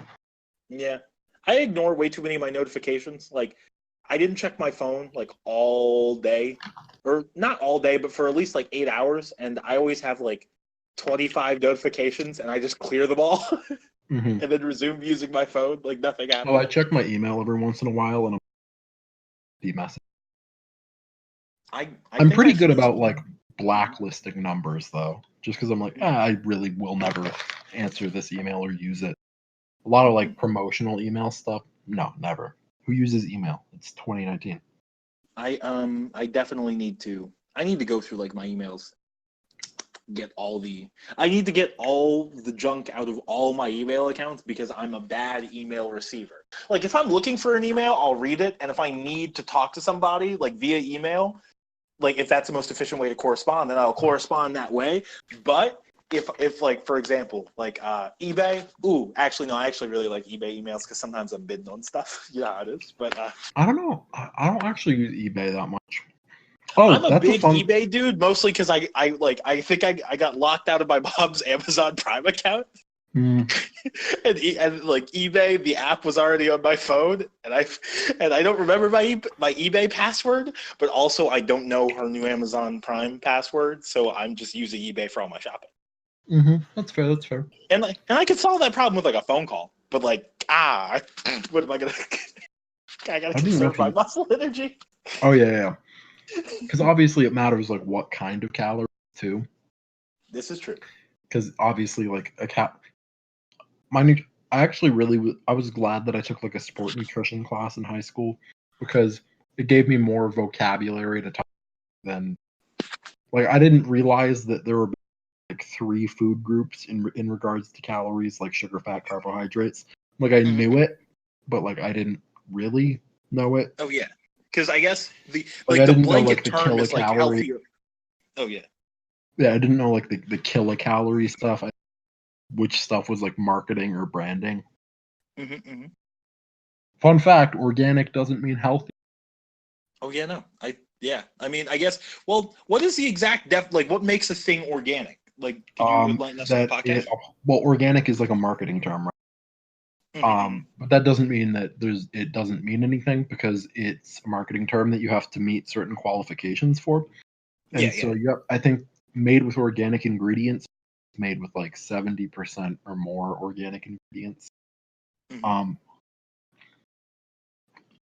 But like, as far as the difference between like organic and non-organic, like produce. The big difference is just application of like nutrient salts, and pesticides. So it just means like all the management is done with other plants, bugs, or like physical cover. Oh, okay. But like there's a very specific guideline because there's a certification organization, OMRI, which is Organic Materials Review. Check it out real quick.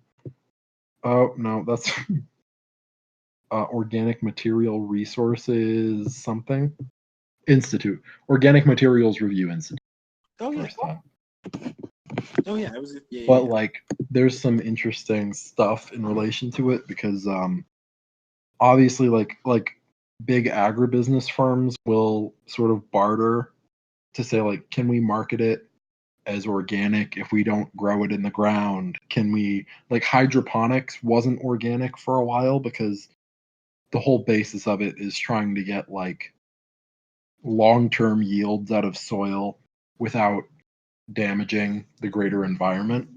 Not like having a bunch of nutrient runoff that causes like ocean plants to get super beefy. Because a lot of that's like algal bloom, like cyanobacteria, I want to say. I'll Google it real quick.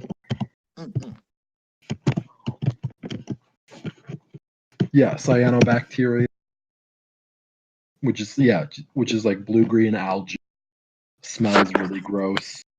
I think it can make things toxic, kill a bunch of wildlife. And that's why you don't want nutrient runoff into the ocean? Oh, okay. Weird. I didn't know that. But, So it's just like a lot of cover cropping like that. Or I also Googled OMRI, and it's according to Hebrew Prince or something. Yeah, I was gonna say the 6th king of Israel. Oh man, I'm not gonna go into like Hebrew Bible rabbit hole because oh my gosh, I've gone on some deep Wikipedia Hebrew Bible rabbit holes. I would really like to get more familiar with some of the mythology. Not really like the quasi-historical stuff, but like the mythology. Oh no, exactly. Like I think that if anything, that's one of the more like what am I trying to say? Outside of like like the philosophy therein, just like the lore of Christianity, or really the lore of the Abrahamic religions in general, deep, and also very what am I trying to say? Very like thorough, interconnected, etc., etc. And then I think that when compounding it with the fact that like a lot of Western society is kind of not based on, I was going to say not based on the principles set out in the Abrahamic religions, but like sort of kinda. There's Definitely makes it. I'm trying to find the specific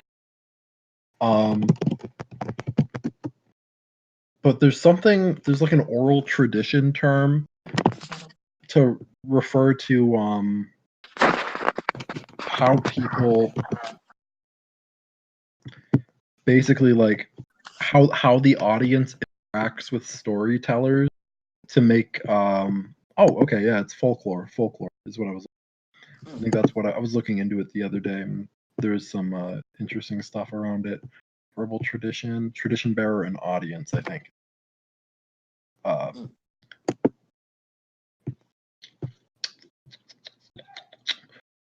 Maybe, but basically the audience hears a story told many times. So as an orator like deviates from the story, it's basically like the idea with comedy, right? That if you like to get the crowd to laugh, you're trying to get them to agree with you, but you might like if the idea that you're reworking a bit to get a better response is sort of the same concept as like you have to like tell a story in a way that they're familiar with. And so in that way, audiences control storytellers, and it's sort of a self-reinforcing traditions alive. Yeah, there's a very powerful, or well, I think that probably like I think that the storyteller audience dialectic is probably one of the more powerful relationships in all of human history. Like on the whole, like probably. Well, it must clearly be at least a strong cultural practice, because it clearly has like the people who can do that can survive. So yeah, I would imagine that it is biologically reinforced in some capacity. Oh, like over at least like like over time, and also like accounting for like human sexual selection, like probably like in a like not in a major way, but in a one I'm definitely like enough to be present, but maybe not enough to be deterministic. Like I think that I was gonna say that too, like depending on your broad definition of the word story, right? Like since the dawn of complex speech, like encoded speech via words, I guess, or actually like I would imagine like at the moment of the dawn of encoded speech via words in human populations, probably like one could argue that storyteller and audience become like is the fundamental human relationship, because that's kind of like I would argue that's actually I would say that's kind of the main thing humans do, like tell stories, listen to stories, like for sure, because that's definitely like that's why kids that's part of why kids like. And that's why, like, I wish that, like, I think you could definitely make a lot more content interesting if you sort of frame it as a story. Okay, or at least like how many people would remember Gravity if there wasn't like the apple dropping on the head bit?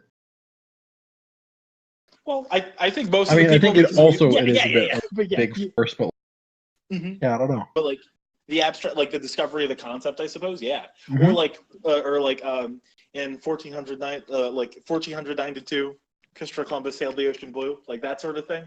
Like, God, something. There's a bit to be had about Indigenous Peoples Day. I don't know what the bit is, but audience know that I tried. I thought about being funny. I really did. Anyway. There's that's definitely like a type of story that's become like ingrained, and I think that even like the most interesting like videos about like science or something like that, they aren't like just like the lectures about concepts. They're like, this is this one concept, this is how I'm applying it to my particular situation. Like you see whatever concept you're interested in mapped to someone else's existing story, I suppose. And that's, yeah, I guess, yeah. I don't know if that was a complete sentence, but I said yeah 3 times at the end. That's it's a pattern. So I'm really just trying to find a tradition bearer and audience. Oh my gosh, I really wish I could find the specific term because it's a phenomenon word that for has that a very relationship? specific term. Yeah, or yeah, the relationship by which like myths don't vary that widely based on region, or no, not based on region, but like they don't change that much over time, or because it's not like a story that somebody's writing, right? Mhm. For the first time, it's like, Oh yeah, or it's just like, the idea of like folk. it's like playing the myths. game of telephone over generations. Oh yeah, it's a Tolkien's conservative dynamic continuum. Tolkien's. Can you put the? Oh yeah, I'll literally just copy paste. Please do. That. Yeah, so I found it. It's so no two performances are identical, but the performer attempts to keep the performance within expectations. But this happens despite a multitude of changing variables. They've given the performance one time more or less. The audience is different. The social and political environment has changed. In the context of material culture, no two handcrafted items are identical. Sometimes these deviations in performance and production are intentional, just part of the process, but sometimes the deviations are intentional.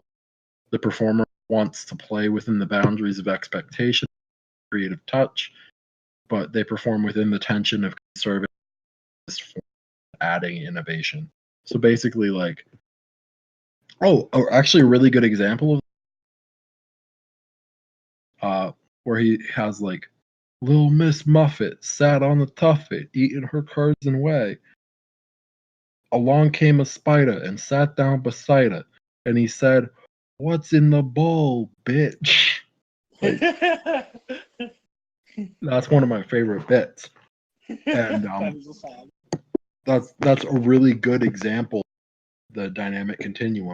It works because people know like 95% of it, and then you're dealing with audience expectation. You're like subverting it. And the subject matter of the story hasn't changed, but the way it's told has changed in a way that affects the story, I suppose. Oh, and it's really cool. There's a little subsection after that that has in the electronic age, basically, but the internet basically adopts much of the same folk process. So yeah, I was gonna say like that the seems idea, to be like the process of meme evolution. Like yeah, because like a lot of memes are cultural touchstones now. Like every October, you have like all the like bone hurting juice meme skeleton. And what was the one? Remember the butterfly meme with the dude and the butterfly? What was that one called? I don't know what you're talking about. He was like an anime man gesturing to a butterfly, and he's like, yeah. What was that? I feel like people didn't like that format a whole bunch just because it's kind of dead now, but I kind of like that format. Yeah, and that's some interesting stuff. But like, there's still elements of how those jokes are made that you could really, if you looked hard enough, you could probably do like a study of it and establish a pattern. Like, especially if you got like a linguistics person or like an English teacher or something, you could probably establish a pretty bare bones framework for how meme formats all work. But it's definitely in some element result of like that continuum talking about. Oh yeah. Definitely. Oh no, I just laid my sleep pillow in this dirty boot. Oh no! I don't want to talk about this on the podcast because it sucks. But I have a thing to tell you. So this is actually like part of it. Part of this idea is that like stories are as subject to processes as like we are, and so I mean, probably more subject because obviously, like, a story doesn't have any genetic material. Or not that it doesn't have any, but like It's got more different. subject. It's It's more subject, yeah, because you can change words way easier than you can change a gene. Well, actually, I don't know. Like, I would maybe disagree, just to the extent that, like, if you change enough words in a story, it's not the same story, right? And if you change like he ran there, right, is way different than he sat there, and that's only like a one word change. Yeah, So exactly. I don't know. And but you like, can change. You can change stories way easier. That's what I'm saying. yeah, no. So I think I would say that, like, I don't know. I think that I would say that there may be like they're subject to like the same forces, but over a truncated time scale because they're easier to change than we are. That's what I was saying. Yeah. Oh, okay. I just said that. Like, so I was like, yeah, you can change words faster than you can change genes. Yes. All right. But yeah, we agree on that, Bye, Al. Yeah, so the time scale is truncated because I could say the same thing 15 different times. Probably not, because I don't trust myself that much at 11:33 chewing on some gummy bears. But it does talk about how old folkloric traditions are transmitted into like modern media form, like Snow White and stuff. Like, even if you've never seen Snow White at this point, Oh yeah, you definitely guess what. Yeah. No. or like if you haven't seen Shrek, you definitely know who Shrek is. Oh yeah, if you're like an American, if you're like, I would say that if you're within like if you listen to this podcast, you definitely know. If you could hear this podcast, you know who Shrek is. Like, if you found us, you know Shrek. I would say For sure. and we're not even that related to Shrek, even a little bit. Not really, But not at all. like, I was outside of this. It's the first. I think this is the first time we talked about Shrek. So only a little bit, but yeah, your point stands. Your point stands. I dressed up for Shrek as Halloween. Oh right, yeah. You told me. I think. I dressed up I think you. as Shrek for Halloween last year. Wait. Halloween. Wait. I barely say words right. But are you gonna? I guess that reminds me. Are you gonna do Halloween shindig this year? I don't think. I don't know. I don't really go to any things. Mm-hmm. So probably not. I might just like dress up like as somebody. That would be fun. But Yeah, that like, would be pretty dope. What I would your don't know. costume be? Maybe a Bruce Lee's maybe like a Game of Death Bruce Lee, because one, I could buy a jumpsuit and that would be fun. That would And be then I pretty could, good. yeah, and I think that like I'm in.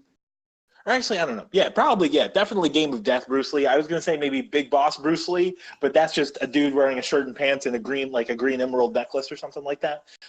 Green emerald is redundant, and I think it's a jade necklace, so I'm double stupid. And the other Bruce Lee I was going to say is Enter the Dragon Bruce Lee, but Enter the Dragon Bruce Lee is just a dude. Like, I would probably just be like shirtless. I would just be wearing pants. That's the whole outfit. Mm-hmm. But that could be fun. I don't think I'm gonna do a costume this year. I don't related to it, but we'll see. We'll see. Because like I don't. For me, like the main reason I would want to dress, I would dress up as Bruce Lee as an excuse to own the Game of Death jumpsuit and then wear the Game of Death jumpsuit as an outfit at a high frequency. Oh yeah, 3 strikes Yeah. all day. Oh, it would just be me wearing. I'm saying, I think for Halloween, I'm saying that I'm trying to buy a yellow jumpsuit. I think that's all I'm saying. Mm-hmm. I've actually never seen a Bruce Lee movie. Wow, interesting. You should watch a Bruce Lee movie, John. They're good. Or well, actually no, they're good. I was gonna say they're not. I was gonna say I was thinking about whether or not they hold up, but I've seen all of them. Not all of them, but like enough of them at close enough to now that I can say that they're still good. In my opinion, Bruce Lee definitely makes like close to the best action movies, or like to the best martial arts movies. Speaking of Bruce Lee, Once Upon a Time in Hollywood was banned in China, and I'm pretty sure it was because of the Bruce Lee scene. Interesting. I didn't Well, love because the Bruce like Lee otherwise it's like, well, I guess not really, because they don't really say commies, but like they don't like hippies. I don't think China likes hippies. Yeah, no. I don't. Yeah, I can't imagine China would like hippies. So it's probably. Do you think this is the Bruce Lee scene? I think it was the Bruce Lee scene because he is Chinese, right? This is true. This is true. Yeah. So Bruce Lee wasn't. I'm trying. Like he's actually Chinese, and like he grew up in China. I just don't remember if he was born in like San Francisco. Yeah, he was born in San Francisco. Oh, heard. But like, yeah. Yeah. But he. Fun fact about Bruce Lee and I was gonna. Oh, say that. Did he live in China at any point in his? I believe so, because I know that he had formal dancing education which he got in China, and then he also trained in like Wing Chun, in Wing Chun when he was in China. Question mark. He spent some long chunk of his life there. The exact chunks, like I couldn't tell you when he like came back to the States as like a permanent resident or anything like that. But I'm confident that happened at some point because Bruce Lee. Yeah, I don't know. He left. Like he was born in the U.S. because he Ooh, okay, that's actually very interesting. So yeah, his mom moved to Hong Kong, so obviously that's a reason why China wouldn't want.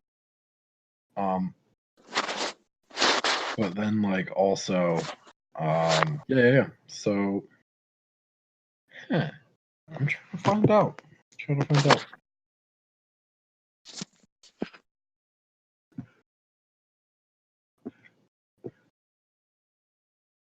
Wow, Google is so good. I typed in Bruce, but with 3 E's, and it autocorrected to Bruce Lee.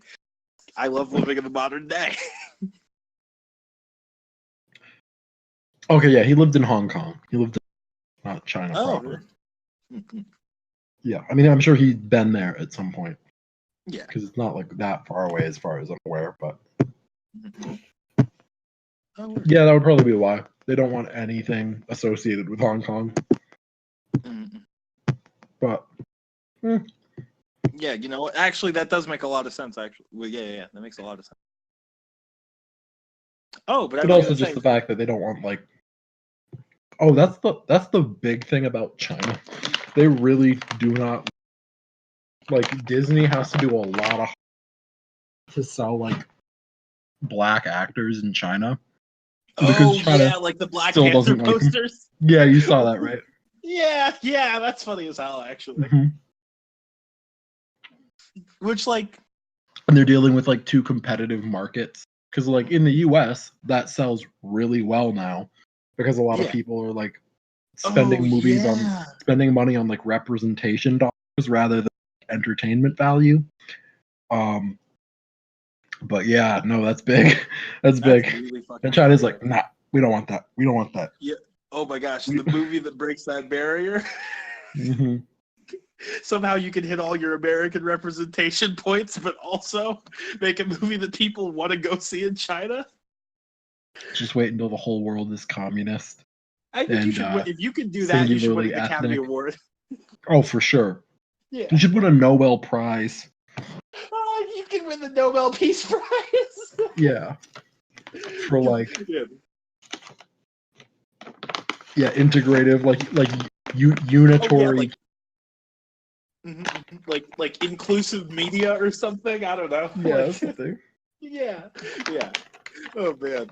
Oh, I was gonna say the fun fact about Bruce Lee and I is that we share a birthday. Or he's dead now, but yeah. So you're gonna share the same death day? If I die on July 20th at me, I definitely would. I would like that noted if I do die on the same day as Bruce Lee. Oh yeah. Oh man. Yeah, that's what your eulogy is. Oh yeah, just like I wanted at least mentioned at my funeral, like, hey, did you guys know Bruce Lee also died today? Isn't that neat? Rest in peace. And then I was looking at like horoscopes earlier, and I definitely saw somebody else who was born on my birthday, but I think like an interesting Stevie person? Wonder or something. Interesting. I'll look it up right now.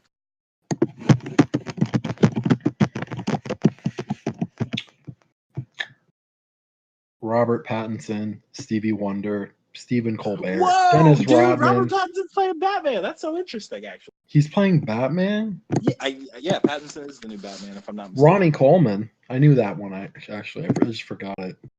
A lot of people. Jim Jones. Whoa. That's fun. Whoa! Wait. Oh, no, Pusha no, not T. that. Different. Yes, the Jim Francisco. Jones though. Yeah, so that's quite a few people. Yeah, definitely. You got solid. Yeah, you got solid overlapping birthdays. Former presidential candidate John Sick. Hell yeah. Mm-hmm. Debbie Ryan.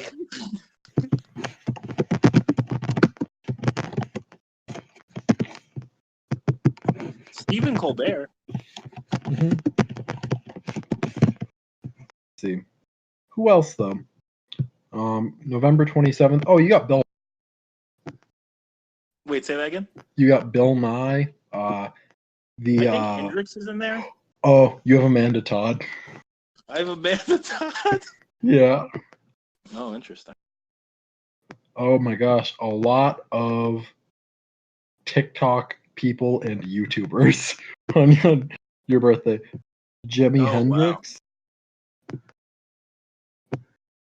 Jimi Hendrix is big. Oh yeah, definitely. There's one dude with no eyebrows. What's the name? I'll send you it. So this dude. I have no idea who that is, but Oh, good. I'm glad. Oh my god! Just the most YouTube people. I was gonna say I'm glad to be related to Undertaker Freak 1127. You might want to be careful. I'm not trying to get this flagged for Definitely. Oh yeah. Anybody better? There has to be. Yeah. Bruce Lee, Jimi Hendrix. That's good. What was 20 whatever years or not 9 months before November 27th? 9 months. I guess before February, right? Yeah, I guess late February. Mm-hmm. Trying to think. Yeah, because 12 months in the year. Yeah, so February, March. Mm-mm. Or well, I was premature too, so I don't know how premature, but so I was probably instead of being a late winter, I was probably a mid-spring conceived child, probably. Mm-hmm.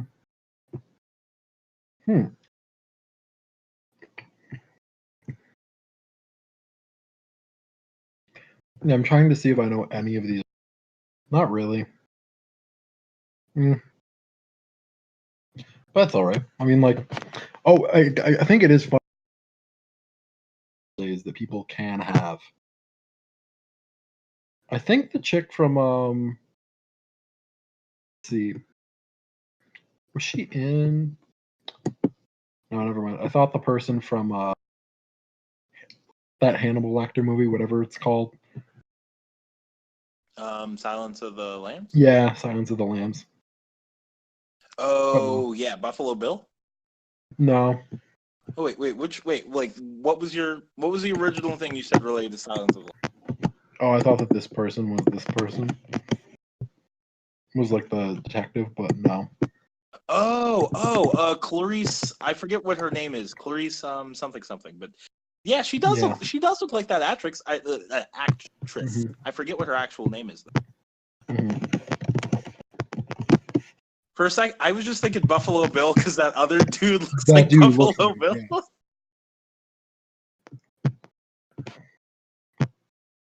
Let's see who plays her. She was in. Oh no, never mind. Jodie Foster. Yeah, that's Jodie Foster. So yeah, Brooke Langton. I feel like I'd seen her before. Melrose Place, Terminal Velocity, Baywatch. Yeah, I don't know. That's interesting. Friday Night Lights, Impact Earth. So bad. It is crazy because this person was a model. And I think that is insane. Because between her being born, like the idea that like we bomb a country or whatever, and then like less than 50 years later, we have like American models there or something. It's so fucking crazy. I mean, people get over wars kind of quick, but like not really. Sort of, kinda. I mean, Hmm. I think it's kind of a miracle. Like I was gonna say, I think it's kind of a miracle that as a society we're over, or not. When I say a society, I mean like as a human species that we're over any of the shit we've done to each other. However, we also kind of aren't, to the extent that like in the same, like earlier we talked about how like you could track all political conflict through all the civilizations that have existed. I think to that extent we're not over anything. It's just I think that we're kind the of over people. it now, to be honest, because like I don't know how many people pay attention to that stuff with phones.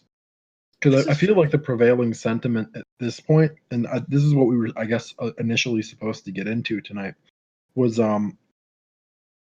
like I feel like the general sentiment is like, why are we still fighting wars?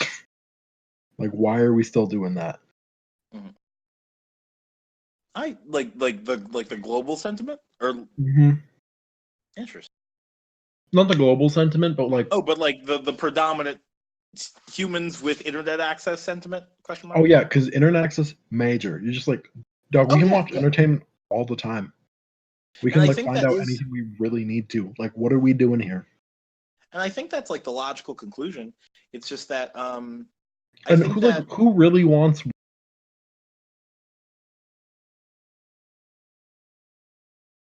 like some fascist dictatorships? But a lot of those dictatorships are like most dictators in the world, if not placed, supported by international powers, like intelligence agencies and stuff. And there isn't like a strong collaboration between like global whatever on like a unified strategy to how the world should. wait, say the like just say like the last two words of that. Oh, there's like a UN council. So Oh yeah. but that's about it really. And like the UN's kind of like, I'm not gonna say it's like limp dick, but like it's not like UN It's not peacekeepers are kind of a non-limbic. joke. Like in the what I heard about Syria, right? So like, or like the problem with Syria is that we just pulled out troops, and so what happened when we did that is like the Kurdish rebels that were fighting like ISIS and stuff in Syria, they like live in there is no Kurdistan, but like the Kurds are like an ethnic group or whatever that are like between Syria and Turkey. Mhm. And so the Turks are like arming the Turks, and the Turks are killing like ISIS, but we're also arming ISIS and Al Nusra and like all these other groups. And they're fighting Assad, but we're also backing Assad. So it doesn't make any fucking sense. And it's like a lot of dissociation between like the CIA and the FBI and the Department of Home, and then just the broader like Department of Defense. They're not, they don't really have like their dogs in order, I suppose. And so like, and then there's just like the profit motive of weapons company that are like, oh no, dog, we're just supporting our allies and interests. But it's like, what's U.S. interest? Like, just selling weapons like Tony Stark. What are you fucking doing? Yeah. Like, doesn't support anybody's interest. It's not like they planned it out enough where like the guns all have bombs that we can detonate with the push of a button. So it's not like we can just like kill anybody who touches our weapons who we don't want using them or something. This is true. And then like, where's The the metal for the, probably coming from like China? It's probably coming from like, I don't know. Oh yeah. It's like a global clusterfuck. It really is. Yeah. I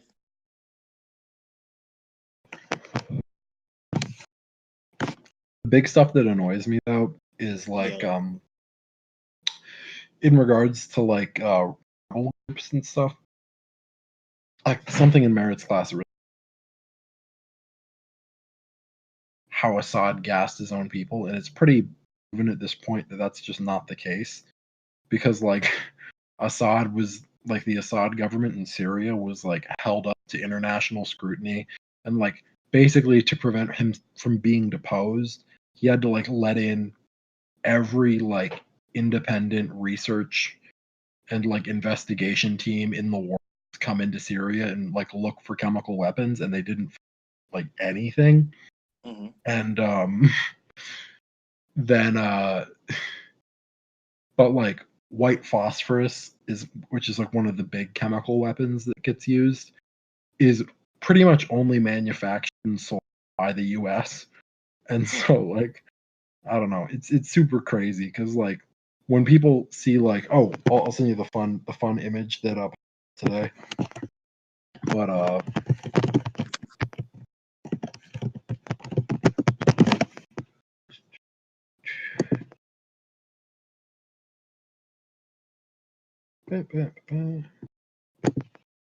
is this the right one? It's just kind of gross. They kind of all look like Strange Man. Oh no, I actually already saved it today. That's cool. Oh yeah, white phosphorus is just a fun time. Oh yeah. White phosphorus is a super dangerous chemical. Mm-hmm. Oh yeah. Fun Looks like facts White about Walkers. Wait, say, oh yeah, no, they don't look. It looks like they have ichthyosis in a major way. They've become strange. Mm-hmm. Oh yeah, no, my phosphorus. That kid looks Like- like he can tell your fortune. The phosphorus is giving me sight. It took away. The fire was because so man, just like it took away my natural sight, but it's giving me. Oh man. Oh Mhm. man. Oh man. There's actually. But his pants are still intact. That's a. They don't even have bleach stains. That's a situation. Mm-hmm. I'll send. I watched a deep video a hot second ago about white. It was half neat, mostly funny though. Oh, well, not half neat and then mostly funny. It was like, let's say, it was like 45. It was like 45% neat, 55% funny. It Mm-hmm. was about white phosphorus. Yeah. Oh, but like that's the big thing, right? Because like obviously, like energy is one of the biggest global like financial interests, because like if you're gonna sell anything, you need something to power all of your equipment. And so obviously like wars for oil are kind of a meme at this point, but like it's just true because the point of keeping like the price of oil stable is just it relates more to like the stability of the whole. But when countries are trying to develop like power, I think internationally you're only either allowed to get like I think you're not allowed to get like a nuclear weapon. Obviously that depends because the only countries we're really looking at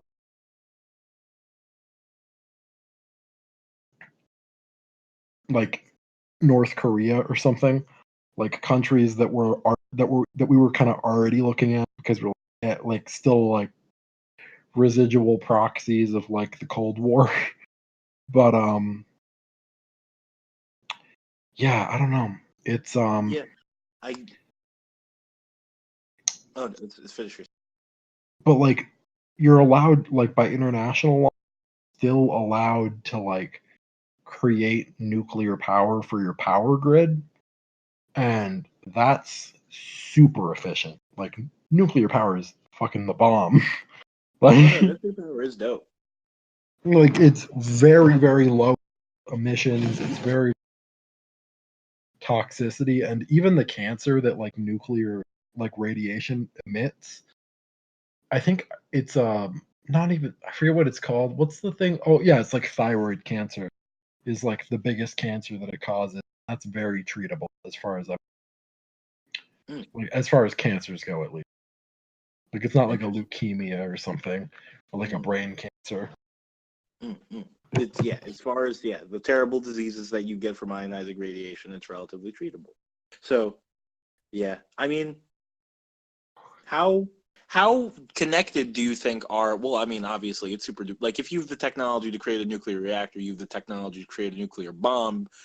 Because everywhere. No, not necessarily, because the level of refinement of the basically like the level of refinement of the nuclear or whatever, like the like the radioactive war, like the isotopes and stuff. The level of refinement required for power is far lower than the requirement for like bombs to be effective.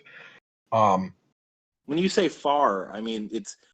There's enough of a standard that it's like watched by like international groups, and so like there's a difference between discernible difference between refinement for a power grid and refinement for a weapon. Okay, I don't necessarily mean that. This is true. Yeah. So let's say if you can. All right, let's say the same statement, right? Like if you've sufficient intellectual power to construct a nuclear power facility, then you have sufficient intellectual power to construct a nuclear bomb. There we go. Obviously you have the physical resources, I suppose. Well, outside of aforementioned refined materials. But you also have the intellectual resources. How? I don't know. I mean, you said those things are pretty complicated, I guess. I think my question was going to be related to the exact interconnectedness between the development of nuclear power and nuclear weapons, because we nuclear weaponed first. Yeah. So I guess the idea nuclear powered, but yeah. The big concern is just like suitcase nukes and stuff. Mm-hmm. Just having technology available, I guess, relatively unrefined nuclear material into like a relatively crude bomb, but that the radiation would cause more of a problem. Because I don't think that like a suitcase nuke is really going to be that big of a problem from like Hold on, John. Give me 1 sec. Mm-hmm. I swear to God, I heard someone. Yeah, who the fuck is that? I don't know. Someone's being very loud in their home and/or the hallway. Anyway, continue with what you were saying. Oh yeah, just the idea that like radiation cleanup, like as far as I'm aware, and I could be kind of off, but yeah, I don't know. I'm reading a thing about it right now. So that because it's not like the blast radius, it's the fact that you're gonna have a bunch of radioactive aerosol with a given half-life. Yeah, you'll make a certain area either uninhabitable or not guaranteed, but guaranteed cancer for a little while, likely cancer for a while longer, et cetera, et cetera. But the big stuff is it's fairly manageable too if you just keep people inside. One of the biggest crises with most nuclear cleanups is that when Fukushima happened in Japan, the power plant meltdown, is that they just moved people outside to get them to hospitals and what do you call it? What's the term? For what? For isolation tank, but not that. Oh, quarantine?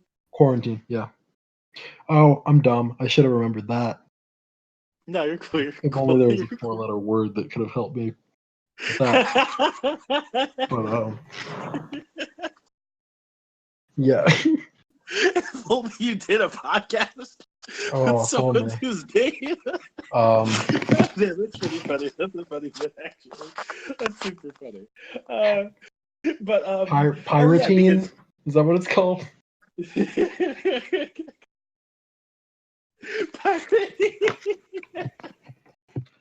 Well, yeah, the biggest argument is just that all of the fear over wars fought over nuclear weapons are all so low stakes compared to like you can't fear insurance peddle on the idea that nuclear energy will cause war if oil wars already cause, or if oil energy if they're already already oil, yeah. yeah. I mean, no, definitely. Like, I think that, I don't know, like, generally speaking, I think that, because I don't know how I feel about, I don't know, the anarchist in me dislikes overarching government of any kind, and the arguments over denuclearization are some of my least favorite arguments, just because, like, from a philosophical perspective, I feel like they're sort of unproductive and circularly defined, I guess, just to the extent that, like, dude, like, we have them. Why can't they have them? They're a place. Oh, and you know we're still like trading with like really monarchies. Like the fact that we deal with Saudi Arabia and their monarchy isn't like monarchy like in the traditional sense, although there are still some elements of that.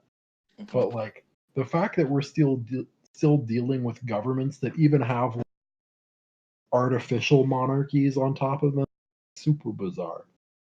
Mm-hmm. Oh no, it's strange. We live in a strange. Mm-hmm. Oh, I was gonna say, any chance you go to Rapid soon? I have to. Yeah, I have jiu-jitsu in the morning. All right, sounds good. Anything you want to say before we wrap? Oh, shout out! Like, I want to plug There's a new clipping album. I think it's called "There Existed an Addiction to Blood." Let me open Spotify. I just want to look at it real quick. All right. I'll probably listen to that. It's called "There Existed." No, say that one more time. I'll listen to it soon. Oh, word, yeah. But that's what it's called. There Existed an Addiction to Blood. It came out like very recently, like 2 days ago. But yeah, it's like 15 songs. So I've only made it through part of it, and I've heard like the singles already and whatnot. But it's a pretty dope album. That sounds dope. Next time, I'm gonna make a knife. I'm gonna bring it in. I'm gonna make an iPhone with it. I'm gonna listen to this album. Oh Christ! Yo, that would be the hardest thing about being like, if they were like about like society resetting hypothetically and all like digital information being destroyed. Like, I would kill for vinyls. Like, I'd kill for them. Like, if you were like, this is the only copy. Oh no, like if like neutral milk hotels like in the aeroplane over the sea, or like ex-military or something like that, like these are the last copies. I'd stab somebody for those. Like, I'd really think about it. Boy, but we could still have CDs. Oh, this is true. Never mind. Let me take. I feel like I murdered people in an alternate reality for nothing. Because record players are not manual. So like. Oh, but like in a no electricity world. Yeah, record players are not manual. Well, I know that they're not manual, but I mean, like, not even necessarily in like a no electricity world, but in a world in which here's what I'm trying to say. Oh, like all reliable means of producing electricity on like a societal scale have collapsed, I suppose. So like, if you can make electricity, you have electricity, but if not, you don't. And I think in that, and also, even if CDs weren't a thing, I wouldn't have to kill anybody for their vinyl. I could just ask them if I could copy their vinyl, because you can make it. Because you just need like a pressing of one side. Yeah. If they have the electricity for a vinyl player, you probably have the. I was assuming they have. I was assuming they've got like some kind of manual situation, and I happened to run into them. Like, I bumped, and then I was like, "Oh, bro! Like, you know what I missed about the world before? Death Grips. Lost all my fucking Spotify shit."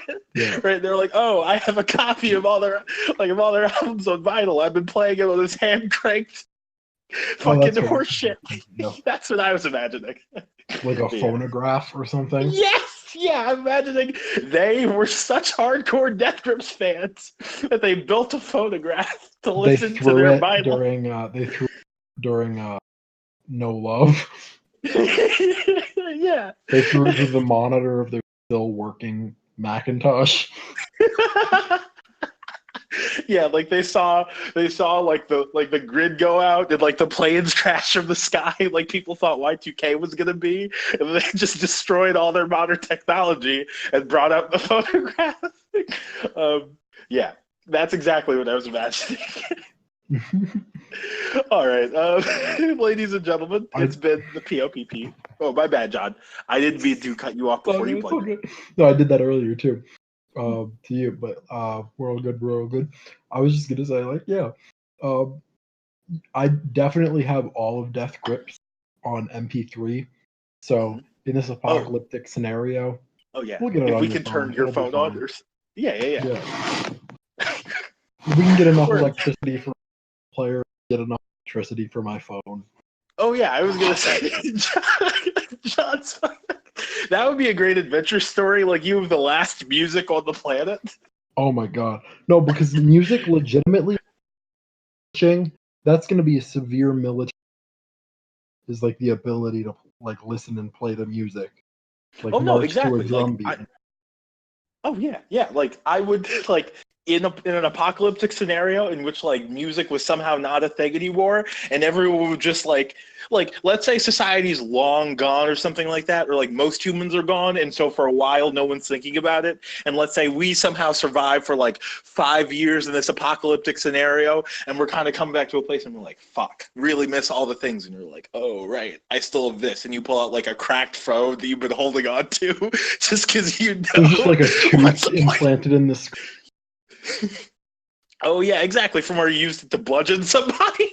Yeah, You're like, yeah. you just got to get 5 volts, and I'm like, I can make 5 volts. We just need a car battery, and we're going on an adventure. And they're like, what are you doing? We're like trying to listen to music, and they start chasing us, and that's our film. that's the It's a very nice movie. It's called. All right. Our film is called Their Existence. Check it out on Spotify, Bandcamp, and BlueTube. We have 5 episodes up now. 3, but this has been it. Hell yeah. Yeah, Peace. it's been real. You